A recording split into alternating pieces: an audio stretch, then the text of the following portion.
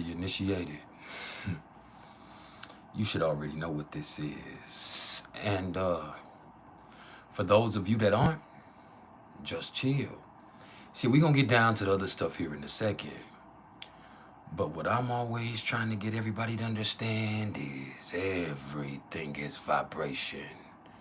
So, before we do anything else,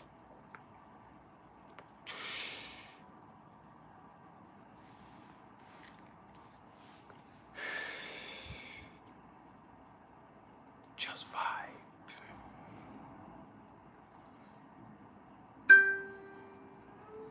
That's John Sturgis.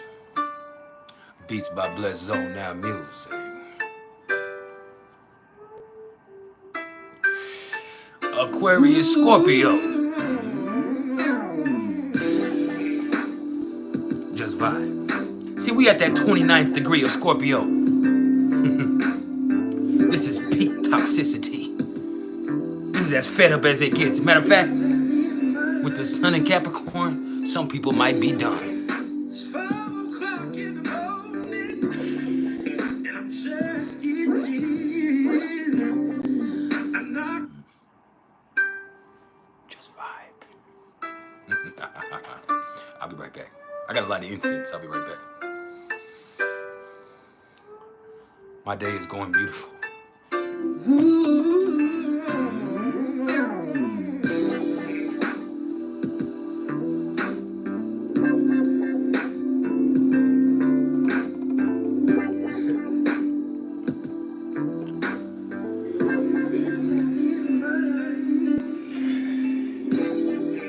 It's 5 o'clock in the morning, and I'm just getting in. I'm knock on the door, yeah, my voice, sweet low says, who is it? She opened up the door and let me in. Never do she once says, where have you been now? She says, are you hungry, honey? Did you eat? Let me hang up your coat, your coat, your coat. And the woman tells me, pass me your hat too. All the time she's smiling, never raises her voice. It's 5 o'clock in the morning. Just vibe. Between love and hate. It's a thing, it's a thing. It's a thing, love between love and Make sure y'all hit the like button as you come in the door. And in doing so, understand this is not about ego. This is about algorithm. Boom, boom, boom. You keep on running, she keeps being quiet. She might be holding something inside. Oh, here I am laying in the hospital, bandaged from feet to head. You see, I'm in a state of shock, baby, just that much from being dead. Yeah, I didn't think my woman could do something. What's like up, Bomb this to Balls? me. I didn't think she has the nerve. So here I am. I guess action speaks louder than words. Between love and hate. It's a thin See, that's that 29th degree of Scorpio. That is Capricorn season. There is a very thin line between love and hate. It's a thin line between Sometimes I love you so much I hate you. I don't want to be vulnerable to you. I don't want you to be my weakness.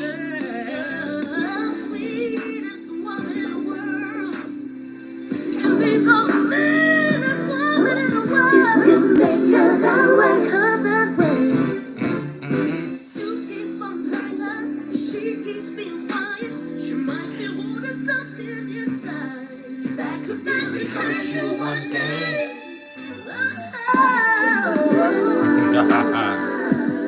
Ooh, say for the same.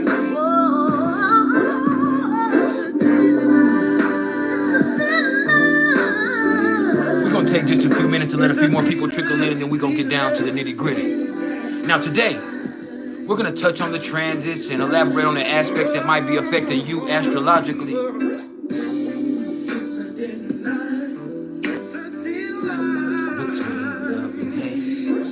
But then after that, we're going to get into the PrIcElEs top 5 most awesome aspects in astrology.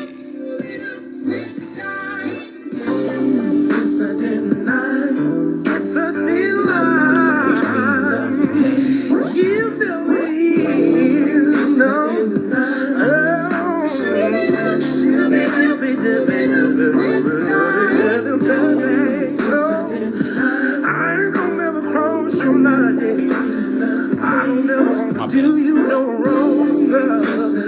I said I won't come home, in the morning no more.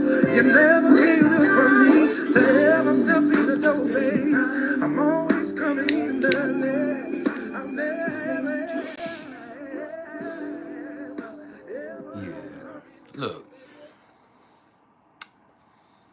if you haven't smiled yet today, now would be the perfect time to do so. And if you can't find a smile for yourself, please allow me to be the smile on your face. Because at the end of the day, all I am is the smile on your face. All I am is the motherfucking vibe. And today, we're on this Capricorn Sun, 29-degree Scorpio moon vibe. That's the depth of darkness. That's the depth of toxicity. That's when a motherfucker fed up and tired. But that's also when a motherfucker is most dangerous. You better stop playing with people.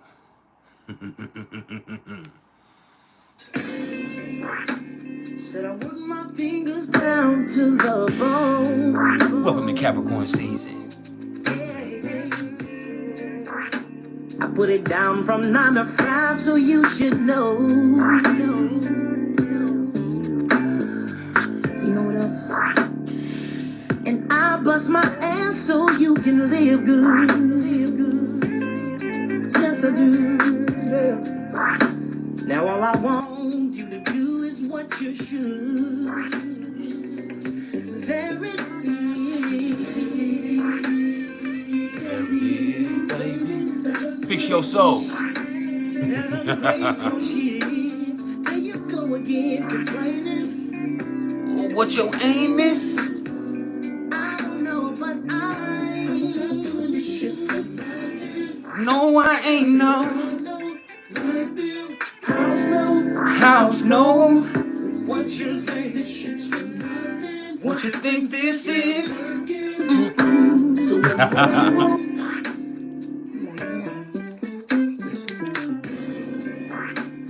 I do my best to give Just you vibe. what you need. It seems that the harder that I work, the less you see. Ooh, baby. Who wouldn't want the life you lead? Think about it, living the good life, yeah. Practically scot-free. Oh, yeah. There it is. You see what I'm talking about? There you go again, being worse on yeah. Like you learned some round here. But let's be clear. This shit for nothing. No.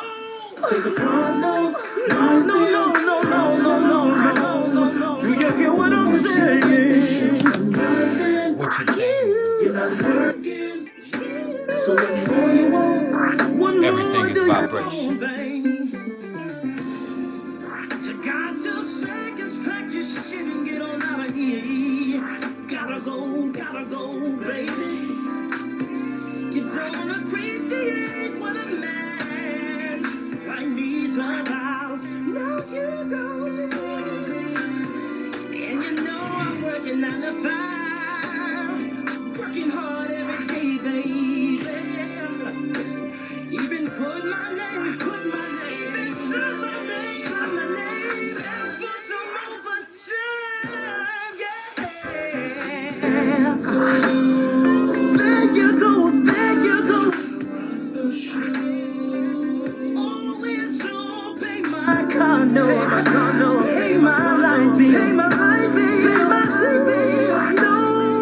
vibe. No,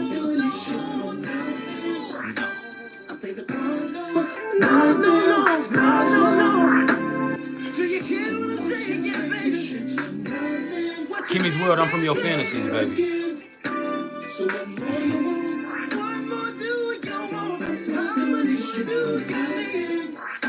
All you can say, how does you wanna do? I think the control, yeah.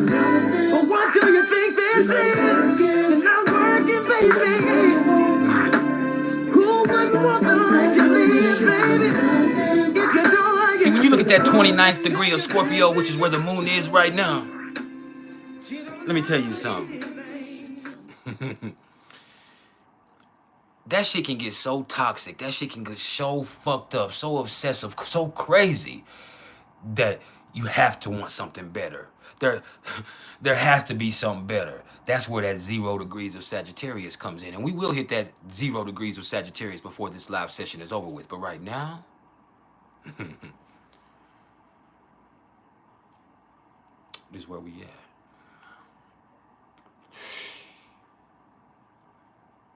But sometimes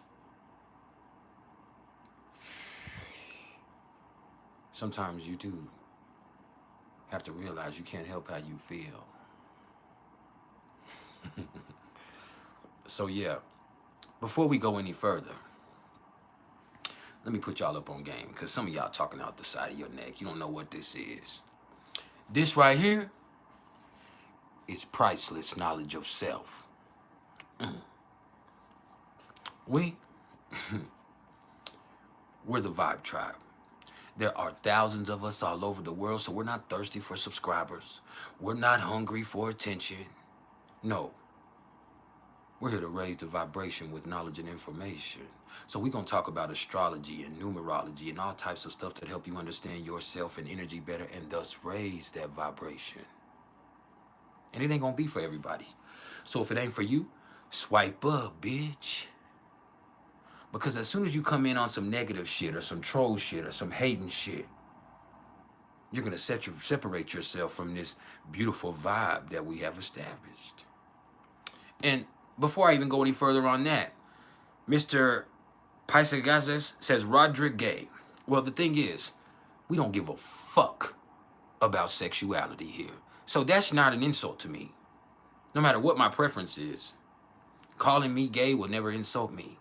Because I don't give a fuck about that shit. And that would be disrespectful to the people that I love that are gay.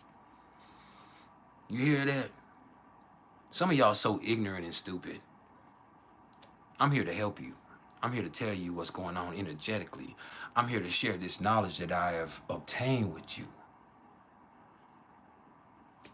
But you want to take the time to type some bullshit. That speaks to your character. All right? So, as you come in on this troll shit or this negative shit or this fuck shit, either myself or one of my constituents, meaning my moderators, are gonna ban you immediately. I'm talking about exile you expeditiously. And it has nothing to do with hate. That's what you're doing. No, this is out of love. Like I said, we have a vibration to maintain. That's why the music is on. See, the knowledge comes naturally. We're already tapped in. When it's time, we're going to get to the astrology and the numerology, and we're going to talk about everything that's going on. But first we vibe. If you come in negatively, you're going to separate yourself from that beautiful vibe. And then you got to go. You'll be able to observe. You just won't be able to participate. But you chose not to. So, before you even type that shit, just swipe up. Swipe up. If you worried about appearances, you definitely worried about the wrong thing. We're here to hit you at a soul level. You hear me? We're going to hit you at a soul level. So we can hear everything you want to hear about my teeth, my eyes, my hat, whatever you want to talk about, my walls. That just shows me you don't get it. That proves how foolish you are once you speak on that. Because we're here to provide something deeper. So, holla at you. We getting back to this vibe.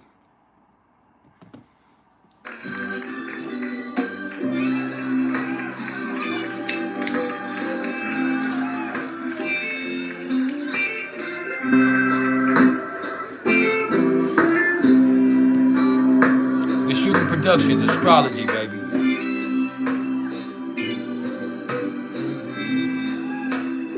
Just let that vibe seep in.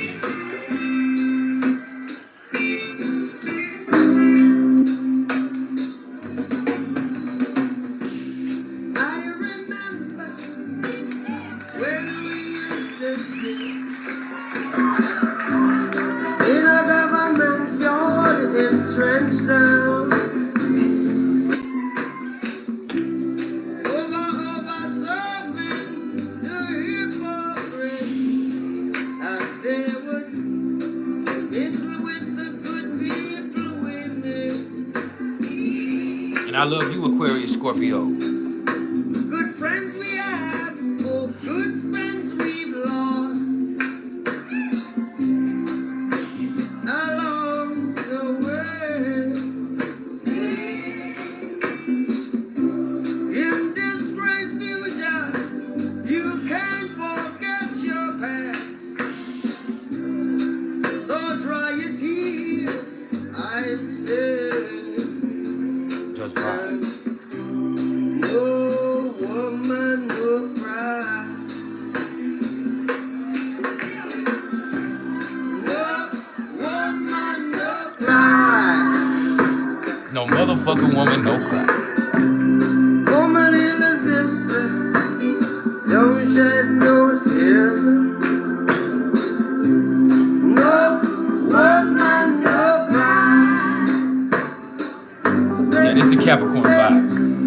I remember, oh, when we used to sit in a government yard in Trenchtown,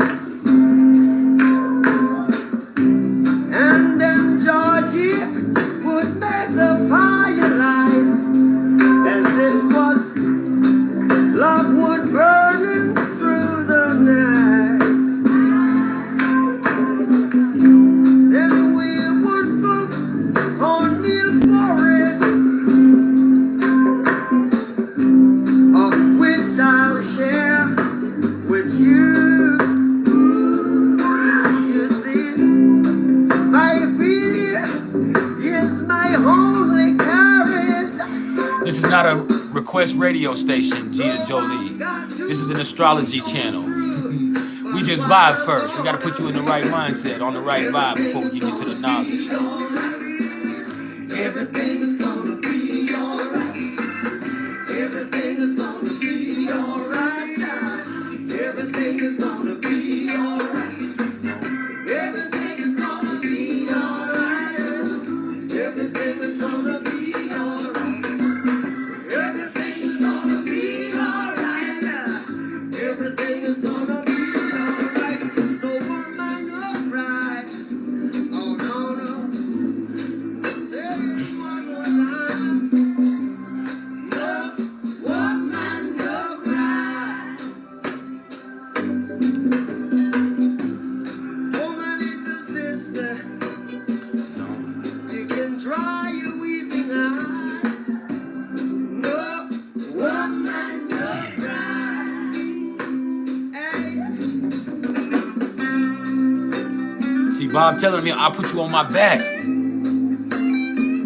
You hear me? Dry your eyes, I'll put you on my motherfucking back. That's a Capricorn vibe. But it also has a little Scorpio too, because no sign is better in a crisis than Scorpio energy. Actually, Scorpio energy functions best in intense situations. So yeah.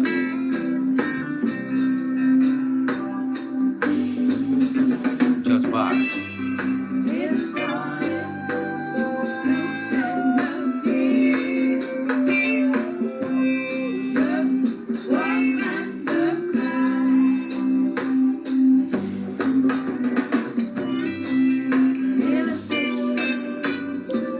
The Pog Whisperer said he He's a Gemini, the most glamorous sign. Nah, the most lioness sign. The most stealingest sign. The most triflingest sign. Yeah. We know Gemini.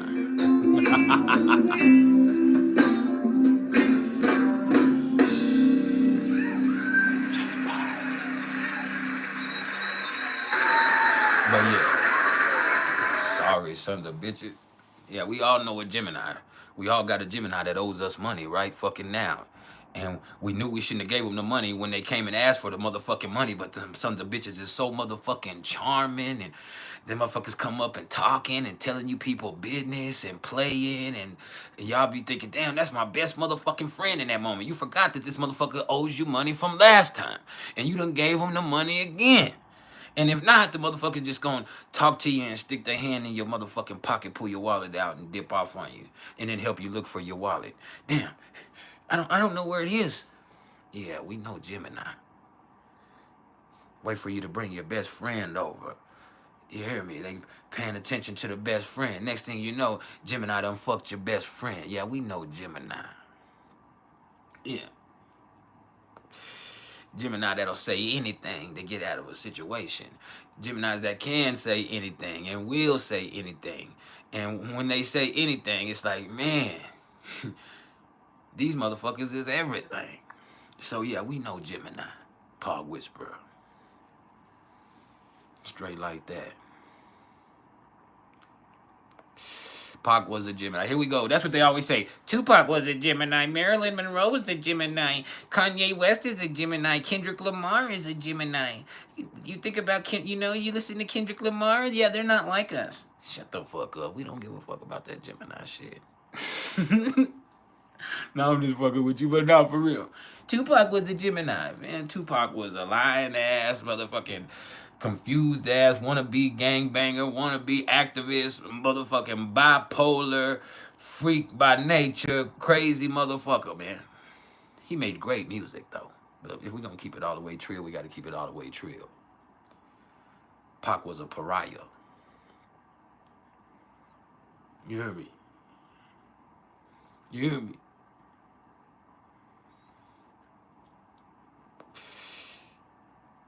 But I'm just fucking with y'all now. But that's what they do be saying. Biggie's also a Gemini, I believe. Biggie's also a Gemini. But see, Pac, Kendrick, first of all, you're not gonna get that Kendrick shit here. I'm not a dick rider. I'm not a big Drake fan either. But y'all have ruined, because sometimes I want to get emotional. You understand? I'm a Cancer, so I'm ready to get emotional. You know what I'm saying? I'm feeling light skinned, and then next thing you know, I'm getting ready to just put on some old Drake, some Drizzy, and then I just can't do it. Like, that's how bad Kendrick done made this shit out here, though. I will give him that. That's how bad he done made this shit out here. I was about to turn that Drake on. I said, man, you know what? I can't do that shit right there. I can't do that right there.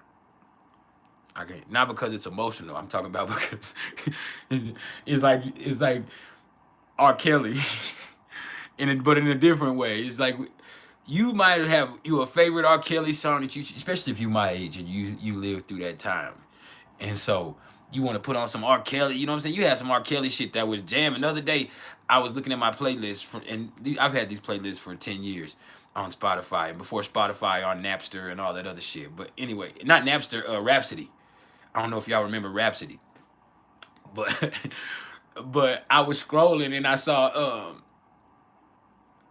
what's the song? That's That Shit with Snoop and R. Kelly. Man, that shit, there was that urge just to put that shit on, but something inside of me, you know what I'm saying, just can't do it. All bullshit to the side. I also can't do that because I'm not big into cancel culture, but I'm a father of two beautiful daughters. You understand?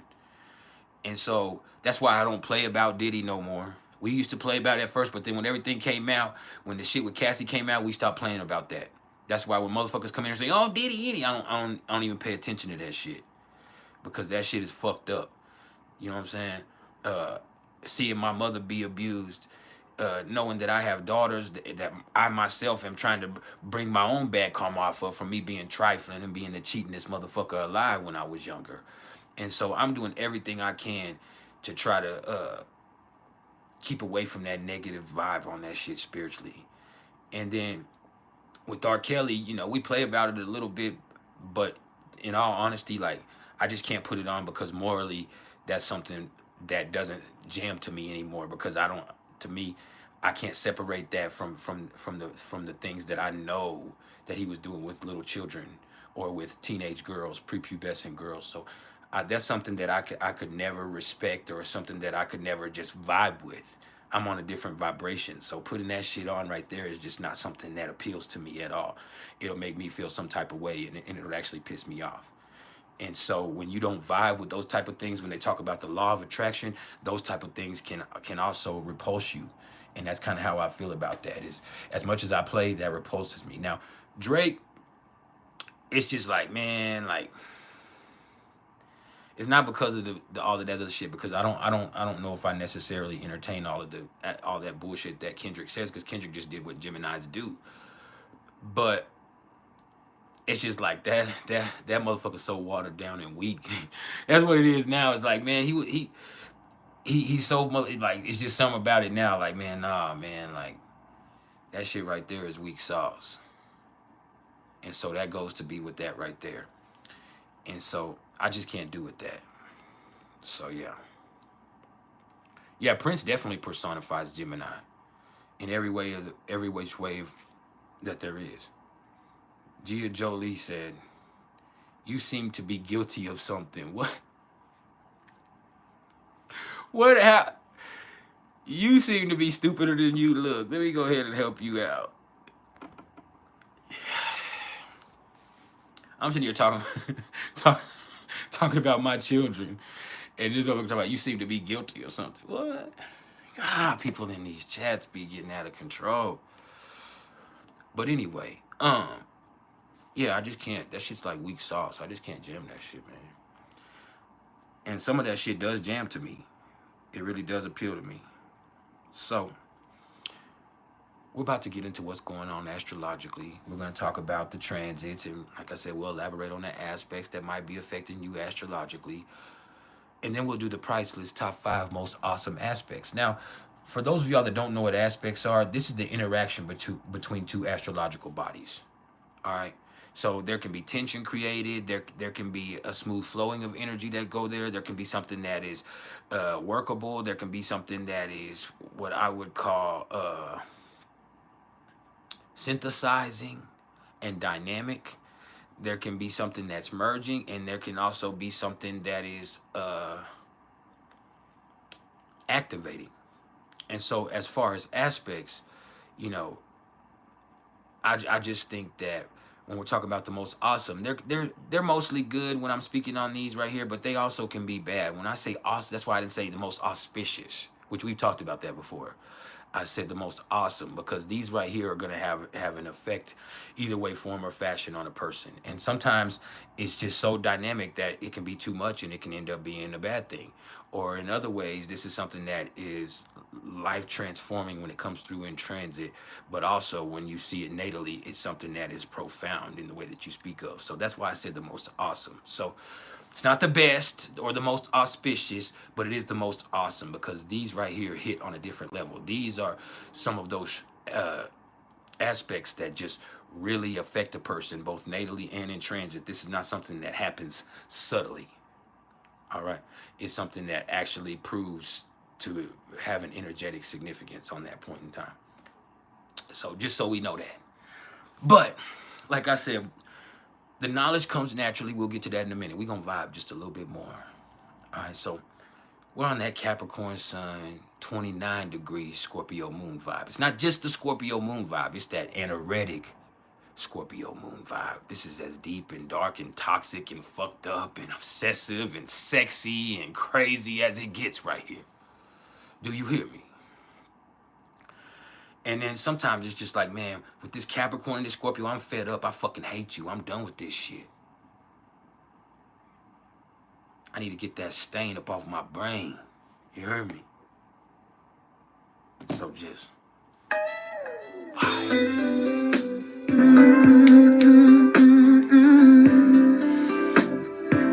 yeah, yes. just pay attention to it if you don't know. Listen, babe. Every time I see you, I get a bad vibe. Just being to someone else in between your thumbs. And you thought you were slick, had tricks up your sleeve. But I'm seeing your stupid ass, and I know you're tired of me. That's why T-Rex, I must be him to make you say that. I haven't said it. That had to be on your mind from seeing me. Separated, we can't stand one another. I don't wanna be with you, put that on everything I own. I can't believe I stayed around that damn long. If I never see you again, I won't be mad at all. No, no. 'Cause I believe that you're my downfall. You did me wrong. I thought you were true. You ran out of my life, and now I'm so through with you. I wanted you to be there, right here with me. Oh, together, we never turned our backs on each other. Oh, but now we're separated. Oh, yeah. We can't stand one another. Baby, tell me why. Together, we never turned our backs on each other. Oh, separated, we can't stand one. It's really over, me. 'Cause you did me wrong. I thought you were true. Oh, you ran out of my life, and now I'm so through with you. I remember when you used to sit there. I would hold you in my arms, and you Make sure y'all hit that like button. We finna get to the astrology.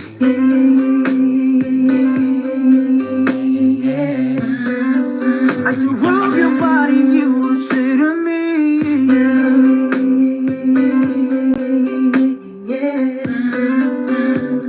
when we were together, you And they said Team Light I Skin. can hear your body sing. I don't even like other light skin. So good to me. Oh yeah, oh yeah, yeah. When we were together, turned our backs on each other. We never turned our backs around. Separated, no, we can't stand one. Oh, together, oh baby. Turned our backs on each other. But now, Capricorn and Scorpio, it's all right. we can't stand one another. Oh yeah. We're indomitable. Now, before we go into this next one, this is the last one right here. It's probably one of my favorite songs in the whole motherfucking world. But it's perfect for this energy. You hear me?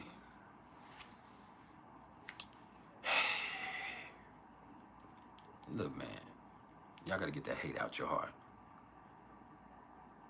You have to look at yourself in the mirror and figure out, why is something so fucked up inside of you that you feel like you see somebody else doing something positive and you need to take them down a couple of pegs? Right? What makes you, with your pathetic ass, somebody who should be the one to go try to humble someone else? You need to Question that within yourself. You know, this is that 29th degree of Scorpio. This is where toxicity and shadow behavior really reach its peak. This is where that primordial part of you, that fucked up, unresolved trauma comes to the surface. This is where you just start hating on a motherfucker for no reason. You heard me? But it really reflects what's going on inside of you. It shows deep down inside of you there's something that's insecure, there's something that's weak. There's something that gets provoked and intimidated by somebody else doing something that has no effect on you unless you allow it. So you really need to figure out why you identify with that negativity, why you identify with that hate.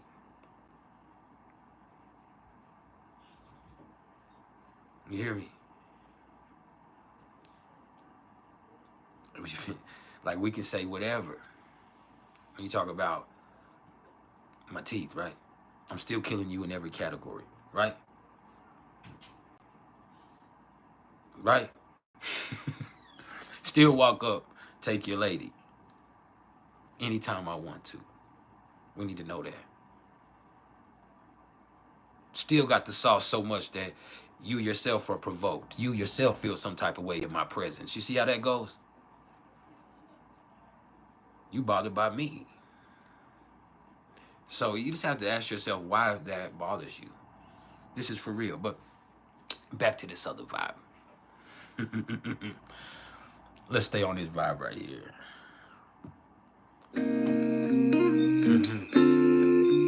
Yeah, come in here for a minute. We're going to get into the astrology right after this. What you mean? Because we gotta talk. Okay. Yo, you just have to stay really a little late tonight. I don't even know where to start. Yo, Negativity doesn't exist in my presence. That's why you're no longer here. in the beginning, you know I tried to make it work, but you and I seemed like I was always by myself, like you didn't ever wanted help. The strain you put on me, you let me down. Can you tell me why? What's up, Africa? All I've done for you. And no, I really hate to say it, but I gotta tell you something. I think you better leave you alone. So get your bags, get the hell on. See, because I don't. Oh, that's that 29th degree of Scorpio. I don't want your funky ass no more. This shit is toxic. It's like a parasite on my soul. Leave alone. So get your bags, get the hell on. Because love ain't here no more. I don't know if it hurts to hear me say. Welcome to the Tribal Council, Aquarius Scorpio. But then again, I guess right now, I really don't care. I really appreciate your support. Oh, always thought it could work, thought it could be forever you and me. Tell me what happened to us. Wait a minute, don't speak. Right now, all I wanna do is see you leaving me. You're alone. Get your bags, get the hell on. 'Cause I don't want you no more. Said I think it's best to leave you alone. You alone. Get your bags, get the hell on. 'Cause love ain't here no more. See, I try to do it right. Try to make you see the light. All that I wanted, all that I needed. Yeah, so, You in my life. Have been broke down and for what? Took so many times. Forgot who the real me was. Hey, man, hold on. That part right there, man. I've been there, man. Especially being a fucking Cancer. and being so clingy in a way, not clingy with the person, because Cancer can, in their own way, can be very protective of their emotions, even though they are sensitive and emotional, right? And I can be distant even though we're in the same presence, but I mean clinging on to something, not being clingy with a person physically, but clinging on to something when it's well overdue, when it's well past what is healthy in your life, right? But trying to cling on to something, right? There's this thing where you as a man especially, right, you change a whole bunch because you want to be better. You know you trifling, you know you fucked up, you know you egotistical, you know you get caught up in stupid displays of male bravado. You know that toxic male behavior a lot of us exhibited when we were real young, right? And so you're aware of it in a way, if you have any self-awareness at all, which I have always had self-awareness. And so there were just times where, like, you know what, man, I'm gonna change. You know what I'm saying? I'm gonna start doing what I'm supposed to do. I'm gonna get out these streets. I'm gonna stop fucking with these hoes. I'm gonna do this. I'm gonna do that. I'm gonna do that. And I mean, I made those changes, but I also did so much. Sometimes I forgot who I was. I was doing so much, especially being a Libra rising too, doing so much trying to cling on to this relationship sometimes that I forgot about who I was fundamentally and how strong I am. And so I just have to have these moments of clarity where I realize that I had become emotionally dependent on this relationship. And when you want to look at it, it does come back to mother trauma. I found my mother dead when I was 13, so I have that thing where you're looking for that one female figure in your life that won't ever leave you. Just same way that a lot of girls deal with daddy issues or whatever you call it. You're looking for that one that's gonna stay, or that one that's not gonna discard you or run off. And so you kind of look for that as somebody that's gonna be there with you and never leave you, because there's that sense of abandonment that came. And I will tell you, uh, as we're talking about the 29th degree of Scorpio, when I lost my mom, more than I was sad that day, I was so fucking betrayed. I felt so betrayed that day I lost my mom. You hear me? Like I just felt I was so mad, because I remember her telling me, she never told me she was dying. I asked her several times, "Hey man, are you dying?" Like, cause she would be saying stuff like preparing us, telling us, "Hey, if something happens to me, I need you to do this and do this and do this and do this and do this and do this and do this and do this and do this." And I knew she was sick, but I'd be like, "So you're gonna die?" And she'd be like, "No, I'm not gonna die." She'd say, "I'm gonna be here to watch you graduate, Roderick. I'm gonna see you walk across that stage." Right? She'll say that shit. I'm gonna see you walk across that stage. And she'd be like, "Stop." Because I would say something like, "If you die, I'll kill myself, mama." And I was just like a 10, 11-year-old little boy, but I loved my mama so much I couldn't imagine a life without her. And then so when I was 13 and I ended up finding her dead that morning, like, it was just like, even more than the sadness that came later on, it was just like a tremendous letdown. It felt just like a tremendous letdown. Like, I've been asking you, are you dying? Like, you lied to me, and then also now you're gone forever. Like, you ain't gonna be here. Like I told you. Like, you know what I'm saying? So it was just like, man, I was mad at God. Like, damn, you took my mama. Like, that's my mama. Like, what are me and my sister gonna do? We didn't have, my daddy wasn't around. My dad's a fucking crackhead, and so going through that shit right there, that shit was just hard, man. And so growing up, you do have that trauma, and that's actually something that astrology helps with when you're dealing with astrology and this type of stuff, because it helps you understand the energy behind it, and the astrological significance that help determine things that happen to you in your life that shape you and your personality, and also how your energy expresses itself, and how it is on a path of evolution and sometimes on a path of regression, right? And so that just really triggered me when I heard, I changed so many times. I forgot who the real me was, because I have gone through so many changes. And I have Pluto in the first house in retrograde, and I change a lot. Like, I'm not the same person I was last year. Y'all know that. Y'all been here with me for 4 or 5 years, some of y'all. I'm not. And then just at the same time, even that is not the same person who I was 3 years ago, who was a lot different. And then the person I was 5 or 6 years ago was way worse, and the person I was 10 years ago was different. And so a lot of us are different like that, but me, I was a completely different person. Like, I don't identify with the same type of people, I don't fuck with the same type of vibe. I'm a completely different individual.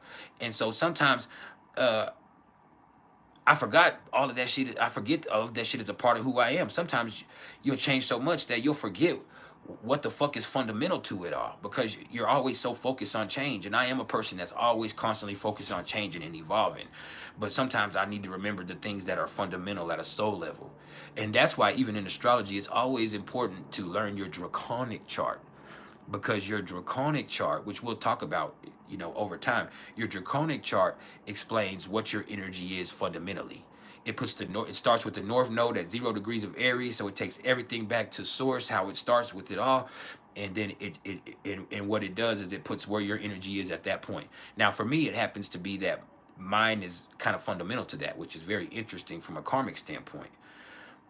My sidereal placements or my Vedic placements are within 2 degrees of my actually 1 degree of my draconic chart, and that's because my north node in Vedic is at 1 degree of Aries, and it's right there at the last, almost the last, because 0 degrees of Aries is the last degree of the whole zodiac. So some would say that that suggests that I've lived a whole bunch of lifetimes and this is one of the last ones, or if not the last one. Or some would suggest it's just like if you know, when you look at it from a Western standpoint, that in the evolution of all of this, I'm kind of at the point of Aries where it's just like realizing who myself is again.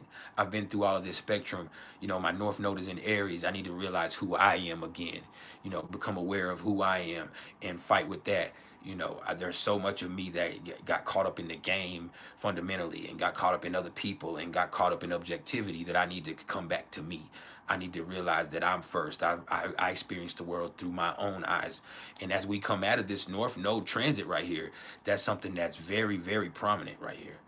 And Willie Carter, we are aware that the Western zodiac is 25 degrees off from the fundamental zodiac of where it is now. So we actually know everything that's going on. That's why there's a sidereal zodiac and there is a tropical zodiac. So if you just pay attention, you'll learn something. We are completely aware of this. I know we've been listening to music and all that, but I'm actually one of the most forward professionals in this business. Thousands of people all over the world fuck with me and respect me when it comes to my astrological knowledge. And so this is something that I'm definitely aware of. So when you say the zodiac is off, first of all, the zodiac is not off. There is a Western placement that is based off the equinoxes and the seasons, right? Whereas the and it's really where things should be, whereas the Eastern or sidereal perspective is where things are, where they actually are. And over the last 2,000 years, they've drifted to where they're 25 degrees apart. And so that's kind of where it is. So if you are adept at what you're doing, you're able to correlate with those facts right there.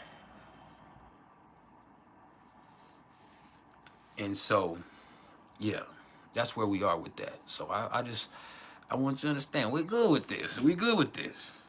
You came to the right place. I done turned the music off and everything. And I blame y'all. I blame y'all. I got triggered by that part where it says I changed so many times, I forgot who the real me was. Because sometimes I feel like that, you know, whether it be with relationships or just in life, I've changed so much. So yeah. Yeah. Aquarius Scorpio says, I was great when they first started watching me. You've grown a lot of respect for me, for my wisdom since then.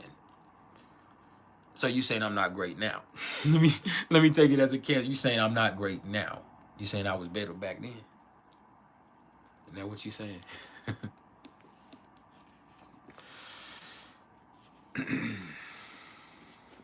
don't know about that.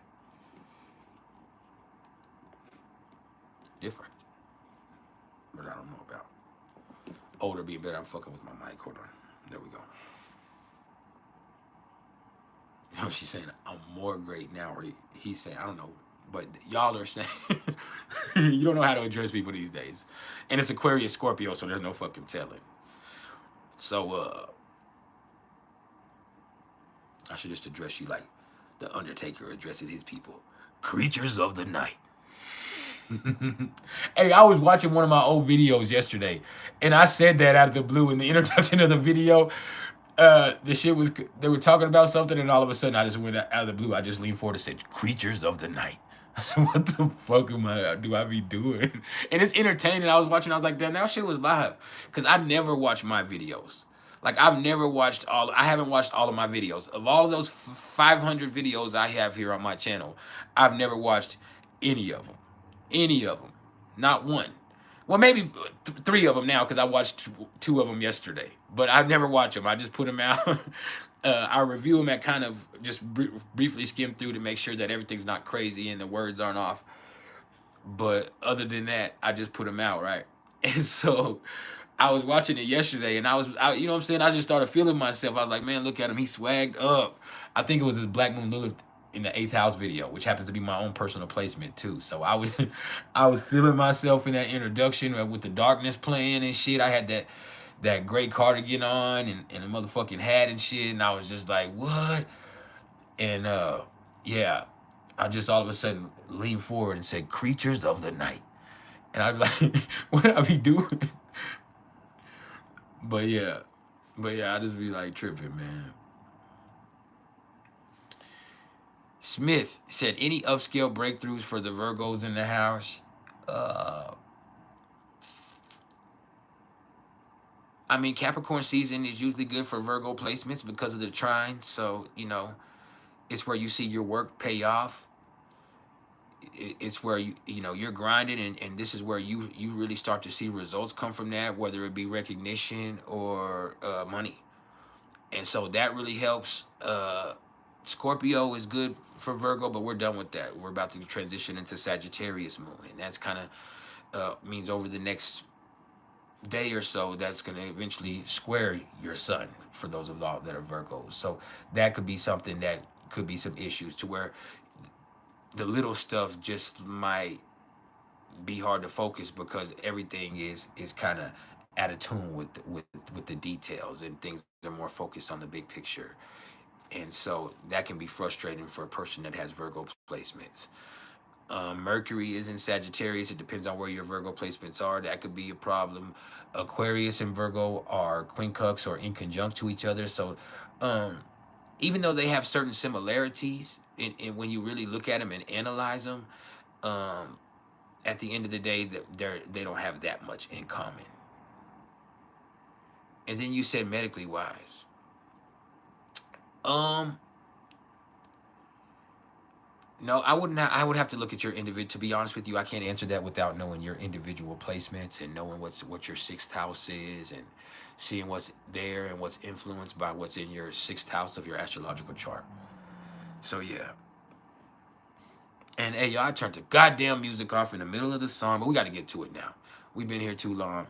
We got to get into these transits, and then we got to get into the price list top 5 most awesome aspects in astrology.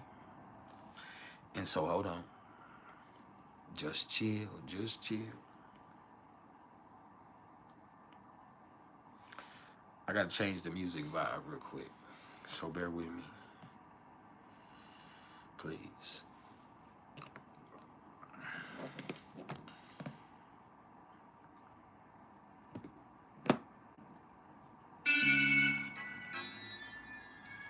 What's up, Griffin Brian? How you doing? Sorry about the loss of your dog, man. But you my dog now.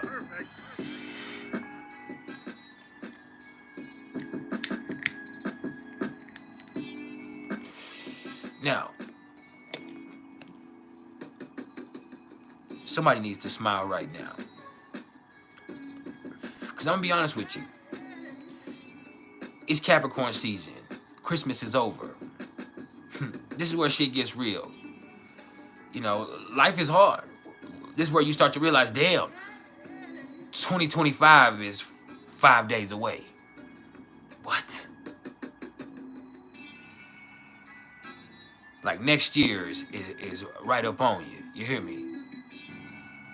And so this is where something inside you starts seeking closure, but something inside you also needs to start being prepared. And that does take a certain amount of discipline. This is where people start saying, hey, you know what, for the New Year's, this is what I want. Even I myself yesterday, I was trying to chill because I was in my vacation mode, but I just couldn't do it. I had to start working because I just was told that this year is about grinding and putting out more content and grinding. And so yesterday I had to lay out a whole schedule for the next month. And I've never done that before. So I sat down, I wrote the top 5 for today, and then I wrote out a set schedule for content for the next month. So that means we're gonna be going live Monday, Wednesday, and Friday. But that also means on Thursdays, I plan on dropping a new video as far as content. We might do something on AsPeCtS. Then we'll get back into our series. We'll finish out the Midheaven series. We'll finish out the Life Path series. We'll just keep hitting it, and then I'll be dropping shorts at least twice a week also. So I have set myself a schedule. I've set a standard for me to be dropping content besides just me coming live throughout the year. It's time to get back to work. I have Saturn coming into my 6th house, and so it's just time for me to grind and for me to get into a routine that's workable and something that's healthy.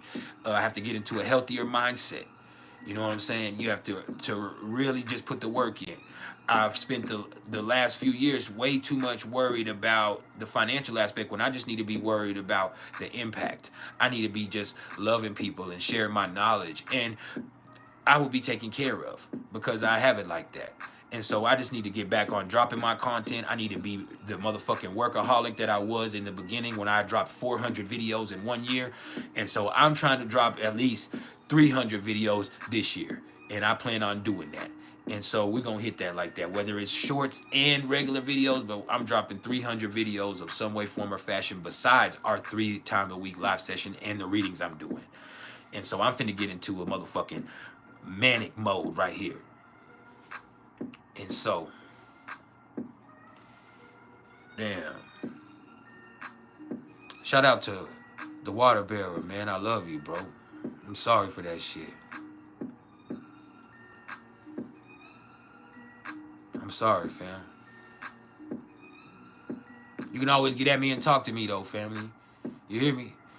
So you know the email. If I need to, once you get at me my email, I'll shoot you my number. We can chop it up, bro. Anything if you're going through it like that, we family. And so I got you in that regard, bro. Just shoot me an email and we'll link up if you need somebody to talk to, bro.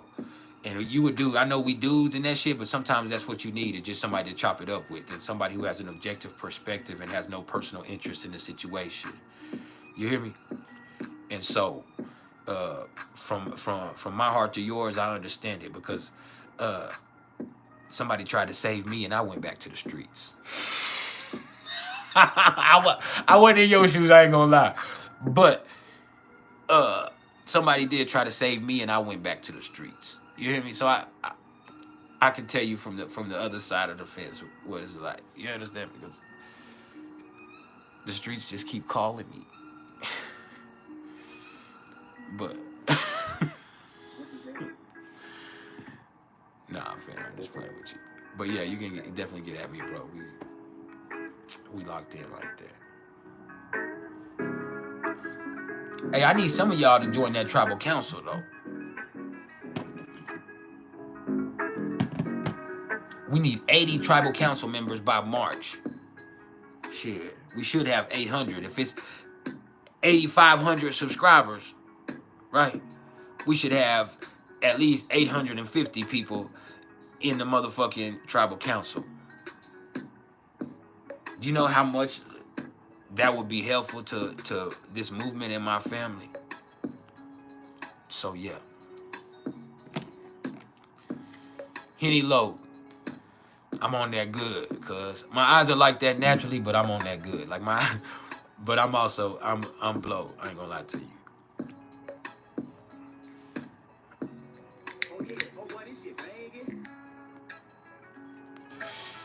So yeah, look, man, with it being Capricorn season and the sun being at 6 degrees of Capricorn today, this is where just things start to get a little serious. This is where you got to grind it out. This is the end of the year and then the beginning of the year. And so once you come, you grinded. You went through Christmas and the holidays for most people. And then on the other end of this, now you got to recoup your losses. You done spent way too much. You done partied a little too much. You done went a little too hard. Or you never had it in the first place and you ended up borrowing, trying to, you know, take from Peter to pay Paul and do all types of things. Like even in my own situation, you know, we did good, but still there were so many bills that was acquired that we had to set something to the side and say, hey, you know what, we're gonna have to skip this bill this month and we're gonna have to recoup it next month so that we can make sure that all of these kids have a good Christmas, because we got 5 fucking kids together. And so having that right there is just like making sure these kids have a decent Christmas and making sure they can keep up with the Joneses of the world. It just becomes a strain. That's why I said I hate Christmas, y'all. Like, it's just because you grind only to be broke. And yes, it's about all giving, but still, it's Capricorn season. You know what I'm saying? You want something for you. You at least want recognition. You at least want to be appreciated. And so that's what that is right there. And so as we go through with that, you just kind of see, right here is it's just a serious time. You know, this is where you want to put work in, you want to see results. And this is where you have to be disciplined. Somebody has to be the adult in the room. Sometimes you have to make sure that you're controlling yourself and you're in control of the situation, because when things get out of hand, it goes crazy. All right? And so with Capricorn season, you also have to understand this is where people can get devious. This is where people can be plotting and scheming. This is devilish in its own way, because people can see you and feel like you don't deserve what you have. They can feel like they work harder than you. They can feel like you're disrespectful of the blessings that you've been given. They can feel like this. And so this is where people start to look at other people sometimes and compete and compare with their situation. And this is where you just kind of see where you yourself might get caught up in looking at other people and saying, well, my life should be like where that is. And it just creates this, either this ambition inside of you or sometimes this depression, depending on how it talks about right here. And so, yeah, I hope they know we'll go right there. Just vibe.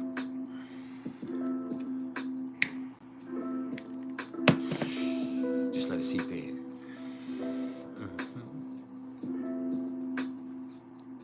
Hit the like button if you haven't hit the like button yet. Subscribe if you haven't subscribed. Hit the bell icon once you have subscribed so you can be notified when we come on again. Like I said, I come live 3 times a week. I should be dropping content at least once a week beyond just the live sessions that I come live. Starting next week, I'll be writing, getting prepared. I'll drop a video on AsPeCtS next week. Then after that, I'll come through and do something about numerology as far as the Life Path series that I've already started and didn't finish 3 years ago. And it'll look different because I record in a different space, but it'll still be a part of that series. I am a finisher. I'll finish the Midheaven series, and then I'll get back into something else. I don't know what else. I forgot the other one that I plan on doing. But I'll stay on top of that. And then I'll drop a numerology reel or short, and I'll drop something as far as transit talk real quick in there every time that we can. And so we're going to stay on it this year. As long as I can, I'm going to try my hardest. Stephen McGinnis says, you're going through severe alcohol withdrawal. What do I have for you?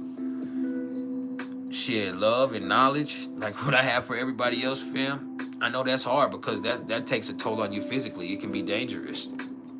And so just be patient with yourself. Listen to your body. Find out if there's anything that you can do herbally that can help you with those withdrawal symptoms. And just keep the main thing, and understand why you're doing what you're doing as far as leaving it alone. I've dealt with withdrawals when it came to opiates. I've dealt with withdrawals when I used to, years ago, be coming down off that fucking K2 shit after I got out of prison. And so all of that shit right there, like, it can really scare you because of the physical symptoms, you know, especially with opiates. And even with that K2, it was almost as bad as opiates as far as chills and night sweats and just being fucked up because you had been on that shit so strong. So You just got to be patient with yourself and understand what it's about, what you're doing it for. You hear me? So, that bit right there got some intensity to it. And speaking of intensity, the moon as we speak is at 29 degrees of Scorpio. And I'm going to let you know, this is as intense as it gets. But that also means this right here is as volatile and as dangerous as it gets. You got to find some type of way to keep control of it. Or it can become a danger to you or somebody else. It can lead you into some toxic behaviors. All that unresolved stuff that you have deep down inside of you that you don't want to deal with. See, that's what's wrong with the moon in Scorpio, is that inner turbulence. You would think, oh, the moon is in Scorpio, that's water, right? So the moon should do well there. No, that's where the moon does the worst emotionally. That's turbulent, deep, volatile, visceral, emotional responses. And you're trying your best to control it, but sometimes you just can't. Because it comes from a trigger in place where that trauma inside of you gets triggered by situations and by people and by lies and by mistrust and by sex and by death and by depth and by all of this motherfucking shit. You just have this stuff inside of you. So you can get to a point where your toxicity just gets poked. You know, it feels like the motherfucking universe is provoking you. Yeah. And then the moon is trying to Neptune. So sometimes it ain't even shit that has to do with you personally. Sometimes you're just sensitive to what's going on within the world or the situation that you put yourself in. And so when you see that right there, the moon being trying to Neptune, that can be extremely overwhelmingly sensitive because this is Scorpio and Pisces. This is where you're susceptible to it all.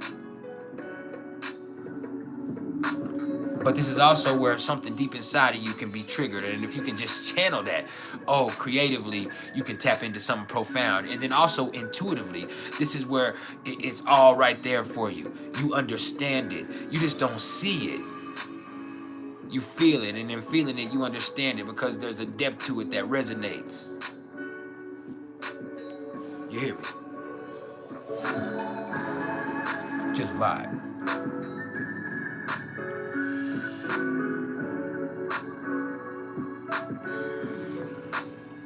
Straight like that. Now,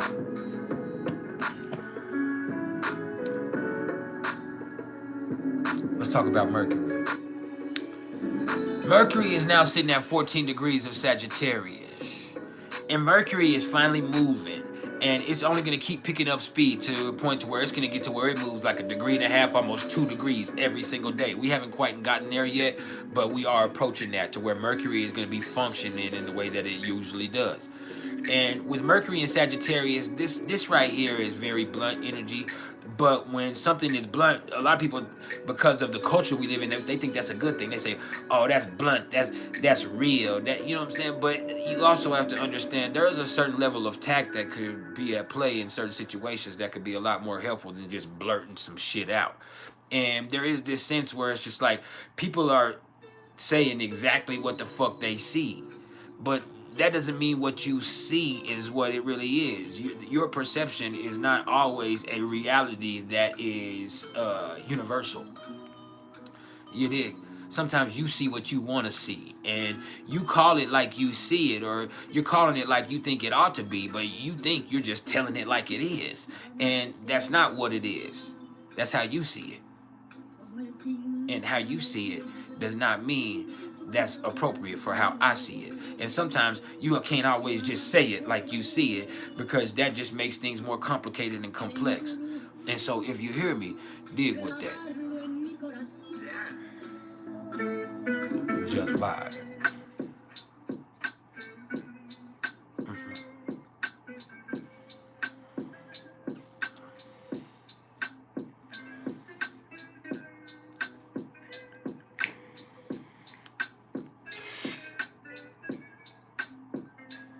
But yeah, man.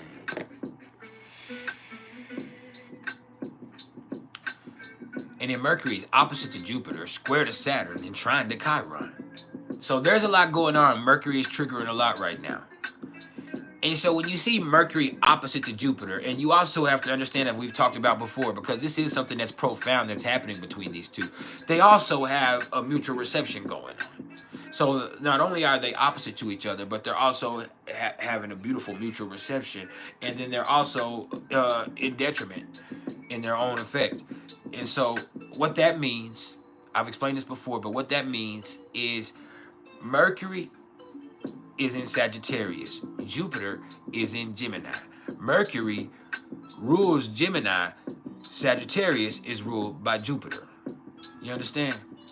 You also have to understand Mercury is in detriment in Sagittarius and Jupiter is in detriment in Gemini. Detriment means it's one of the least functional expressions of that energy. You understand? Because it's in the opposite sign of its domicile. Now, that doesn't mean that it's not functional. It just means it's just a little bit harder to work with in this sign because their energies are not really conducive to what the other one represents. And so, when you see this, Mercury opposite to Jupiter, and this being Sagittarius and Gemini, and it being Mercury and Jupiter, this is where there can be like mix-ups in communication, or this is where too much is being said.